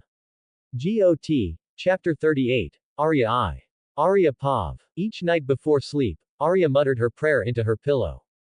Dunson, Esser Ilyn, Esser Meryn, Lord Tywin, Queen Cersei, King Tommen. On and on the list went, and Arya wished she knew the names of the Freys that had been there on the night of the Red Wedding. I'll kill them all, she swore to herself. My lady, her jailer asked her one day from across the room, what are those names you whisper? She chewed her lip and shook her head and turned over. The names don't matter. Dame Brienne shot her a worried look from her own bed, the outline of a blade tucked between her breasts visible from under the sheets. Brienne always had a weapon on her. Sometimes a dirk, sometimes a longsword. Brienne wasn't anything like the hound Arya had found. For one, she had sworn her vows, and meant every word of them. Once, the chance to be a squire to learn how to truly fight would have filled her with a fantastic thrill, but now she resented it more than anything. It felt hollow, somehow. Every morning, the two of them would head down to the training yard to practice with sword and shield, with 1,000 mocking eyes watching them. Yard's not a place for girls, one squire had said to her when they first arrived. Arya had wanted to punch him, but instead resolutely ignored him. She knew better than to start a fight she couldn't win. For now, she thought, I remain more mouse than wolf. But I will be a wolf, one day. Then I'll come back and bite you. The squire had seemed ready to grab her in rage when she turned the other cheek, and for a second Arya thought she would have to scarp her, but a harsh look from Brienne sent him running. She had never been more appreciative of her jailer than in that moment. She was also a bastard now. One of the late King Robert's, to explain the sudden interest the king would take in her, and to explain why the dame might take her on as a squire. But even as she met with Tommen, ostensibly under the pretense of the king getting to know his extended family, she saw how his maid's eyes flicked over her. She recognized those eyes. Jane Poole. At first, Arya hadn't believed the tale the king had told, but Jane confirmed his words later. It was all true. It was Littlefinger. Arya had never really liked Jane, but she didn't deserve that. Nobody did. That very same day, Arya added another name to her list. From Brienne she would learn the art of war. Almost like she had once learned it from Syrio, but not quite. There was no chasing cats with Brienne, no dancing. Her moves were always powerful and sharp and direct, intended to leverage her weight and height.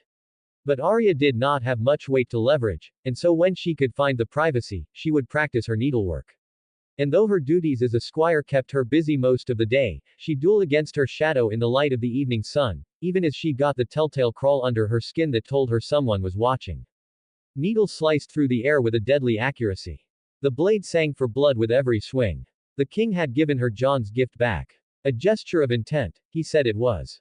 To show her he meant her no harm. Somehow, Arya doubted that. Her newfound bastard name was the king's idea as well. Hiding in plain sight, he called it. Everyone knew the late King Robert's preference for northern girls. Nobody would offer her a second glance. My lady, Brienne whispered to her one day, His Grace commands your presence in his chambers.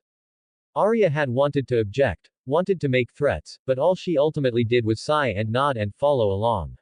All the way through hauntingly familiar halls and up the steps to Maegor's holdfast. One of the Kingsguard was stood waiting outside. Sir Loras, Arya guessed by the armor. He offered Dame Brienne a tight nod and waved them through to where the king was sat. He was behind his desk, his nose buried in some dusty old book, quill scratching down notes in his free hand. When he heard their footfalls, he looked up from his work and offered them both a smile. Dame Brienne, he said. And Lyra. Welcome. Come, take a seat. We have much to discuss. Your Grace, Brienne said with a slight bow in her neck, silently refusing to sit. Well, Tommen said, looking at her, how are you settling in? Where's Sandor? She asked instead. Still in his cell. He's recovered, mostly, but I'm still trying to decide what to do with him. Are you going to kill him? The king shrugged his shoulders. He's not kind, Arya reminded herself, he's just too clever to be cruel. Your Grace, Brienne cut in, why did you ask us here? Tommen nodded and reached down, withdrawing a thin sheaf of blank pages from one of the drawers under his desk and dropping it onto his desk with a gentle thump. Letters, he said. The time has come for you to pay the price for your freedom. Arya glared at the papers and then glared at the king. No. The king cocked his head to the side. I'm afraid this is not a choice, my lady. Your relative freedom is conditional on this. Otherwise you go back in the cell. And I swear I won't tell you what to write, just who to write it to. Arya licked her lips and scowled. Who? Lady Sansa, Lord Jon and Lady Catelyn. What? Arya's glare intensified into a confused rage, a shadow of hope stopping her heart for a beat. What are you talking about? Your Grace. Brienne half-whispered, half-demanded, is my lady alive? The king sighed and shook his head and offered Arya a pitying look. Believe me or not, I never wanted bad things for your family. Liar, Arya thought. I did my best to keep you all alive. Bran is alive, Rickon is alive, Sansa is alive, and so are you. But even my influence has its limits. I can only do so much. And I could not protect your brother from his own foolishness. Robb was not a fool. Arya burst out. The king smiled a soft smile. She wanted to rip that smile off his face. No, of course not. He'd not have won all those battles if he was a fool. But even the wisest and smartest of men suffer from bouts of foolishness and are struck by strange fancies from time to time, he said. Lady Catelyn is probably dead. But I am told there is a chance that she is, well, not quite alive, I suppose, but. What do you mean? Arya demanded. Is my mother alive or not? I don't know, the king confessed with a weary shake of his head. But if she is not the woman you remember. But you still want me to write her a letter. The king nodded. Better safe than sorry. A letter saying what? Arya asked. The king shrugged. That you're alive, and in my caring custody. The rest is up to you. If a raven can carry it, you can write it. But please bear in mind I will be reading your letter before I have it sent, in case you ask to have me killed or any such tripe. And to the others? Arya asked. Same situation. They're your family, Arya. Write what you please. Just bear in mind I'll be reading those letters as well. Arya swallowed and stared down at the blank page before her. The king tapped the table and stood from his seat. Well, he said, I have places to be. Busy ruling a kingdom and all. My thanks again, Dame Brienne, for seeing to this task. I know it's not in your nature to lie. Of course, Brienne said, bowing her head again, Your Grace. I expect those letters to be finished by the time I get back, Lyra, the king said as he left. Arya watched him leave and then sat and stared at the page. She stared and stared and stared even as the snakes twisted in her gut and the silence dragged on. My lady? Brienne asked, shattering the silence, concern lacing her tone. My mother, Arya began, and then stopped again. Her mouth suddenly felt dry. He could be toying with me, Arya realized. Trying to prevent me escaping with sweet secrets and whispers instead of sharp swords and thick walls. Arya shook her head. My mother is dead. And your sister and brothers? Brienne asked, pulling herself up a seat. Arya lifted a quill from the table, dipped the nib in the inkwell, and pressed it to the page. I have some letters to write, she sighed. Jon, she scratched, suddenly recalling that she had never had the best handwriting, I'm still alive. Don't really know what else to say. Still have Needle lost it and found it again a bunch, but I still have it. By now you should know Joffrey's dead, and the Tommen's king now. He's nothing like I remember. Smarter and more callous, but I suppose having a cunt for a brother and a cunt for a mother will do that to you. Arya paused, considered whether the king would let her send that, and then turned to see Brienne peering over her shoulder. Arya simply looked at her even as she flushed and stood from her seat to walk across the room and seat herself back down near the opposite wall. Arya turned back to her page. Anyways, she continued, I want you to know I'm not being hurt. Tommen set me up to hide from his mother as a squire. New name's Lyra. It's not been too bad. I practice swordplay in the morning, writing in the evenings. Learn how to clean and maintain armor, how to joust, even how to cook. I'll be as strong as Robb, one day. Tommen's promised to send me to you when the time comes, and I think he'll keep to his word on that. Then again, I could be wrong. He is a Lannister, after all. Hope you're safe, Jon. Love, Arya. GOT. Chapter 39. Arya 2. Arya stared at her own handwriting for a while, felt the throbbing ache in her wrist, dipped the quill in the inkwell again, and then turned to write Sansa's letter. Sansa, she wrote, I want you to know I forgive you. Tommen told me what you did, getting father killed. I had it tough for a long while, out in the cold, on the run from the crown because of you, but you were stuck with Joffrey, so I reckon you've suffered enough. And I hear you had a hand in killing Joffrey. Good work with that. Somehow, I wound up back here in King's Landing, as a prisoner. Tommen's king now, and I guess he had me hunted down. Made me a squire to hide me from his mad bitch of a mother, and it's been working so far. He told me that you're in the Vale, with Littlefinger. Baelish is using you, Sansa. I don't know what else to say. Tommen tells me that Littlefinger was the reason for father's death, as well as Joffrey's. And then he said something about him killing Aunt Lisa. Apparently he pushed her out the moon door. I don't know whether to trust Tommen about that or not, but you definitely shouldn't trust Baelish. You know Jane Poole. Well, Baelish got her, and he had her raped and whipped and forced her to whore for him. I wouldn't have believed Tommen when he told me, but I spoke to Jane as well, and saw her scars. Be careful. He might try and do the same with you. So try not to tell Littlefinger about this letter, if you can. Stay safe. Arya. Arya leaned back in her seat and set the quill down on the desk and flexed her aching fingers. She turned her head and looked out the window, watching the cool autumn breeze waft gently past the hangings. The sun had fallen lower in the sky since she had arrived. Had it really taken so long for her to write just 2 letters? My lady. Brienne asked from across the room after a long moment of still silence. Why is he making me write these letters? Arya asked, even though she knew the answer. Leverage, Brienne simply answered. He's using you. Arya sighed and scratched her brow. And they say the king is a good boy. Better than his brother, Brienne said. And better than his father too, by the sounds of it.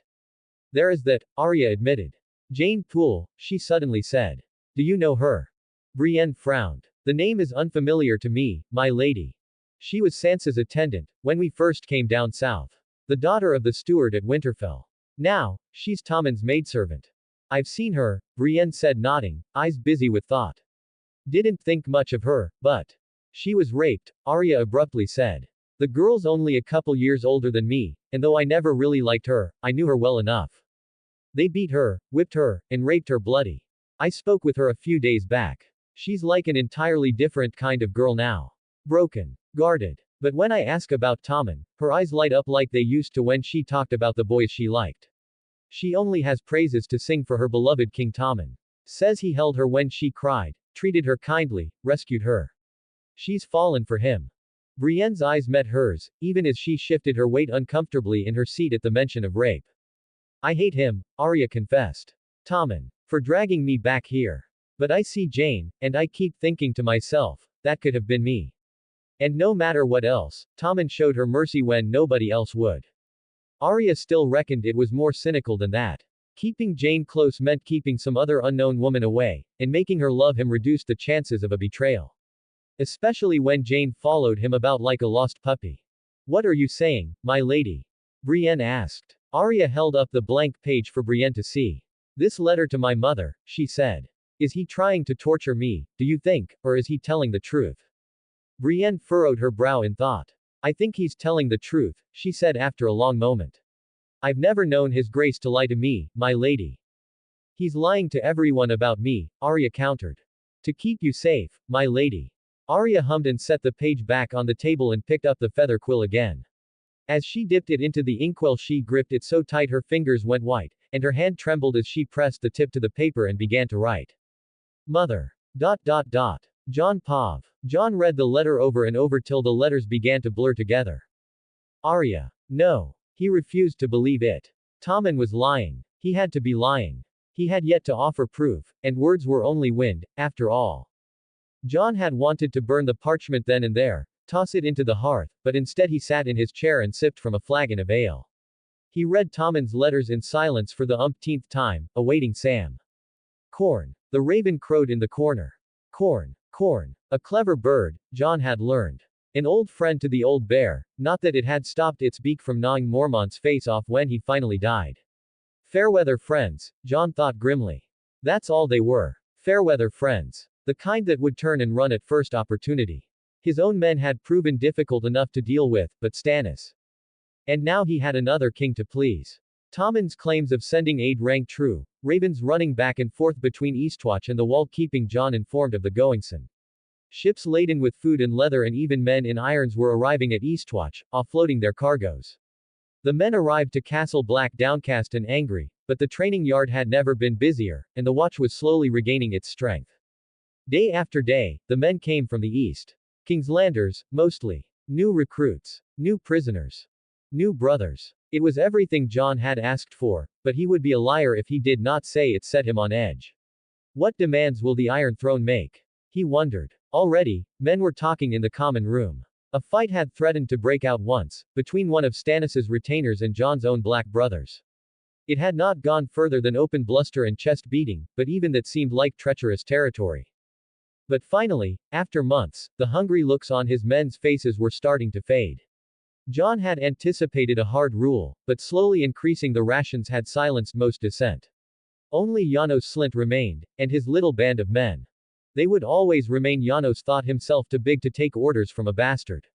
So he'd get his own command, then, somewhere dark and cold and far, far away. Still, John could even afford to send some food to the wildlings. The winter rations that Stannis had eaten so deeply into were finally replaced, and at the current rate it even seemed as though their stores would soon begin to fill up again. But for all his aid, Stannis had ridden to their rescue, and Tommen had not. Sam arrived mid-musing, opening the door with a stack of books in his arms. Mormont's raven launched at him, and Samwell stumbled back, books flying from his arms and scattering about the floor. Corn. The bird demanded, pecking at Sam's hands. Corn. Sam waved his hands about his head and shooed the bird away. He yelled as the bird pecked at him and flew away out the window. Sam gingerly removed his gloves and inspected his fingers. I'm bleeding, he groused. Wear thicker gloves next time, John told him as Sam bent down and gathered his books from the floor. Sit, he commanded, lifting the letter from his desk and holding it out for Sam to grab and read. Sam sat himself down, red-faced, opened the parchment and flicked his eyes across it. This, Sam seemed lost for words, is more than we ever dared hope for. Tommen sparred with my brother back in Winterfell, John recalled. Wore so much padding he looked like you. Sam looked up from the parchment and shot John a wounded look, and then resumed his reading. Bran knocked him to the ground. Yet now that same Tommen sits the Iron Throne. Have you written a reply? Sam asked. John shook his head. Mormont begged the Iron Throne for help 100 times. No letter will make the Lannisters love us better. Not now that they know we've been helping Stannis. But Tommen's already offered his help, Sam pointed out.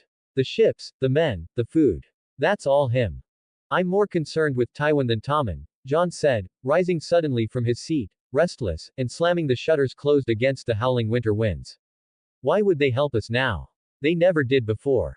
You think it a poisoned gift. Stannis is a prickly guest at the best of times, John said. Presently, he stands demanding from me the castles of the new gift. What better way to drive a wedge? Tommen knows his uncle. He means to force my hand, I'm sure of it. His grace is becoming uneasy. I gave Stannis food, shelter, the night fort. And yet he still demands more, as proof of my allegiances. John sighed. The more you give a king, the more he wants. We are walking an icy tightrope here. Pleasing one king is hard enough. Pleasing two is scarcely possible. One day a letter will come, mark my words, and in it will be orders for me to slit Stannis open. And then chaos will consume the Night's Watch. Got. Chapter 40. John. The more you give a king, the more he wants. We are walking an icy tightrope here. Pleasing one king is hard enough. Pleasing two is scarcely possible. One day a letter will come, mark my words, and in it will be orders for me to slit Stannis open. And then chaos will consume the Night's Watch. Sam looked down at the letter and frowned. He keeps mentioning dragonglass, Sam noted. And there's more here. Burn the horn. How does he know about that? Jon met his question with a silence. What else does he know? Jon wondered, and not for the first time. What else does he have? The pit in Jon's gut deepened slightly. Samwell shook his head, and turned to the stack of books he had piling high on the table. I've gathered all I can carry. Jon licked his lips, suddenly eager to change the subject. Tell me something useful. The others, Sam said. Their mentions are scattered through the annals, infrequent. The ones I've looked at least. The older ones are all crumbly, liable to turn to dust if disturbed too much. They're mentioned mostly in the old histories about Brandon the Builder and Garth Greenhand detailing the Age of Heroes and the Long Night. It was all written thousands of years afterwards, though, so I don't know how much use any one text can be. The others, Jon cut in. What about the others? Dragonglass, Samwell simply said. There are details of obsidian daggers during the Age of Heroes. The others are creatures of cold, most legends agree. Creatures of night as well, they hide from the sun, it burns them. There are stories of the whites as well. Dead animals for mounts, giants, mammoths, bears, direwolves. We know that part, at least, is plainly true. Another common thread are men. Those who fall in battle must be burned, else the cold will claim their corpses. We knew all this, Jon said, impatient. The question remains, how do we fight them? Dragonglass, Samwell said again. Regular steel shatters in the cold. And I've seen mentions of dragonsteel as well. Jon frowned. Valyrian steel? He asked. Sam nodded. Most likely. Jon sighed again. Who are the others? Jon asked, frustrated. What did they want? Why are they here? I don't know, my lord, Sam answered, I haven't finished yet. But if King Tommen's letter is to be believed, they want the world. Jon gathered himself and nodded, dismissing Samwell to his work. I'm tired, Jon thought. Sleep had evaded him the past few nights, true rest replaced with wolf dreams. He'd spent the whole morning reading letters, poring over maps, planning. His day was not done, however. He knew what he'd have to face today, and found himself tense as he brooded on Tommen's words. They want the world. They want the long night to come again. They want to wipe life and light from the land. From the armory came the clatter of swords and shields, noisy as the new Southron recruits armed themselves for practice.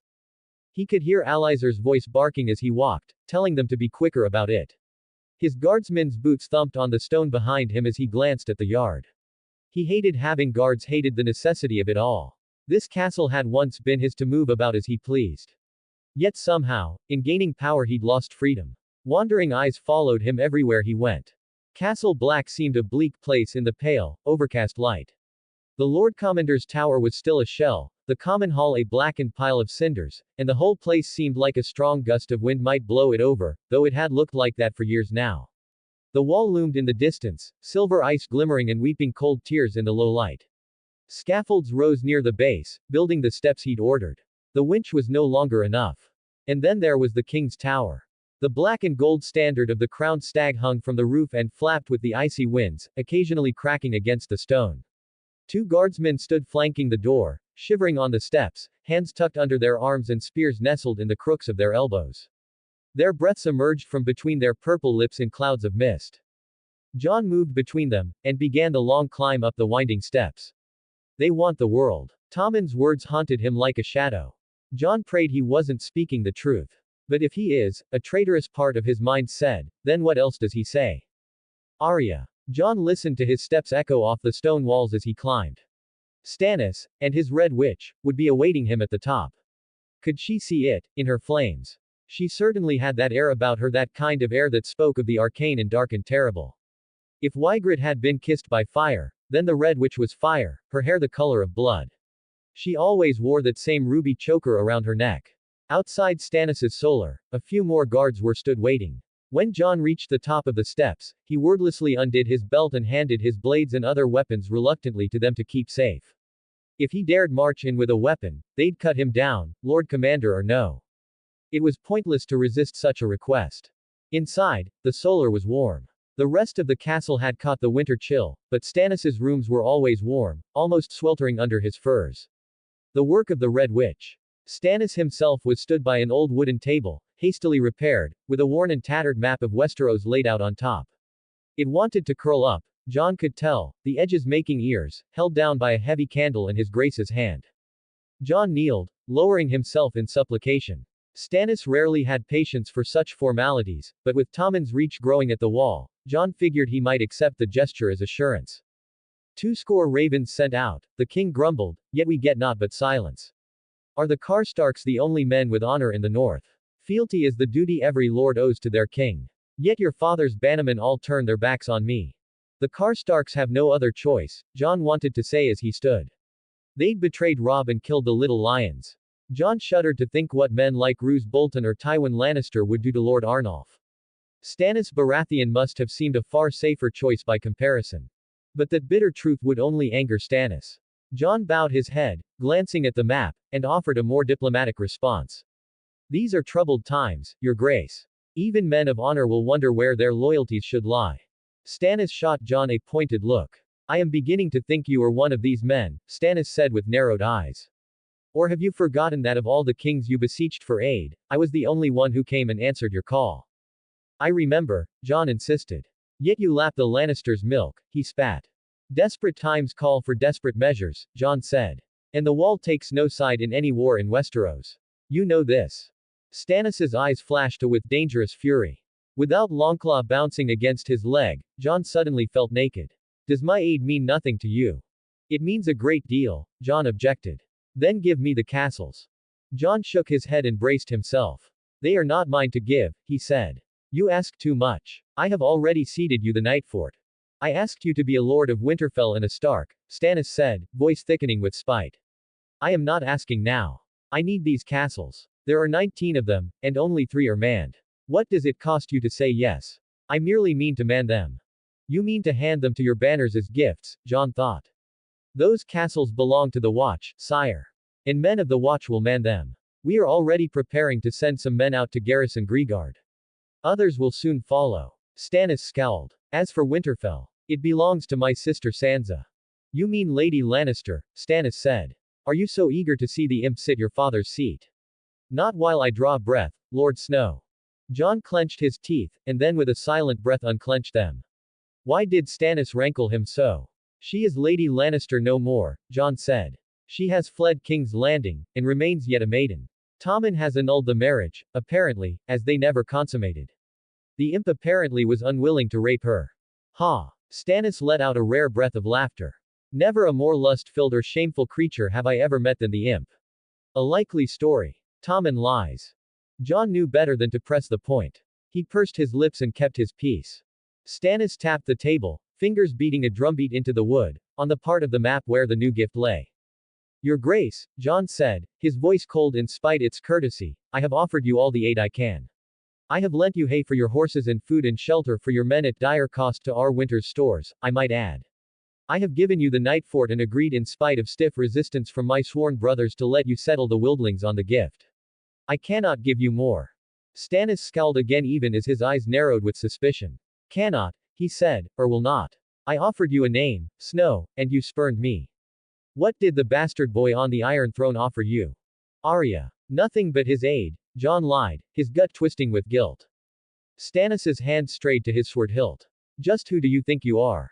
Jon stiffened and stood his ground. The Lord Commander of the Night's Watch. Stannis gripped his hilt tightly, but made no move to draw his blade. Only by my sufferance, he said. Remember that. And with a wave of his hand, Stannis dismissed him and turned back to his table. Jon breathed a sigh of relief and turned sharp on his heel, descending the steps of the king's tower. At the bottom, he was accosted by the Red Witch. She stood in her red silken dress, arms bare to the wind, though she showed no signs of feeling the bitter cold.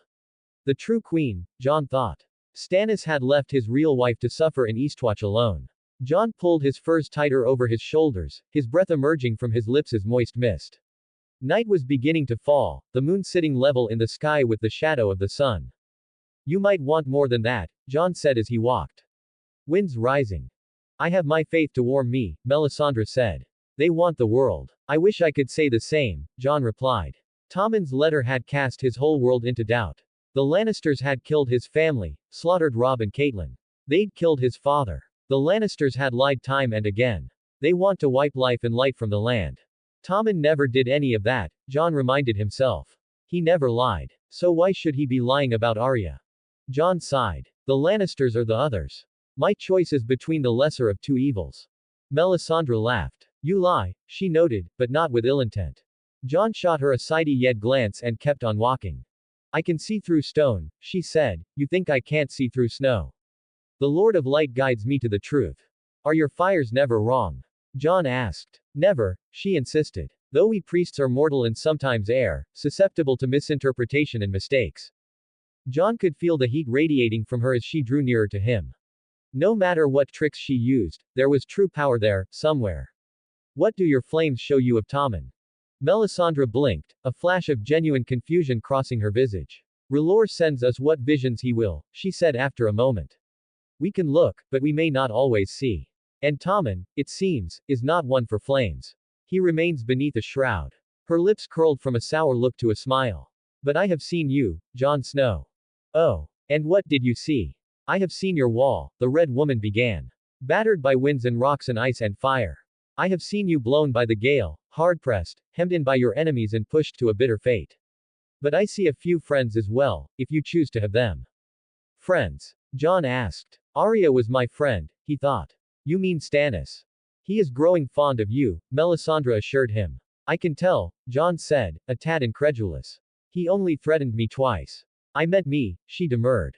Jon turned away. The wall is no place for a woman. You think so? I know so. Melisandre laughed a final time. Then you know nothing, Jon Snow. If you want to read ahead of the public release, or just want to support me, you can join my Patreon. Patreon.com/Nolma.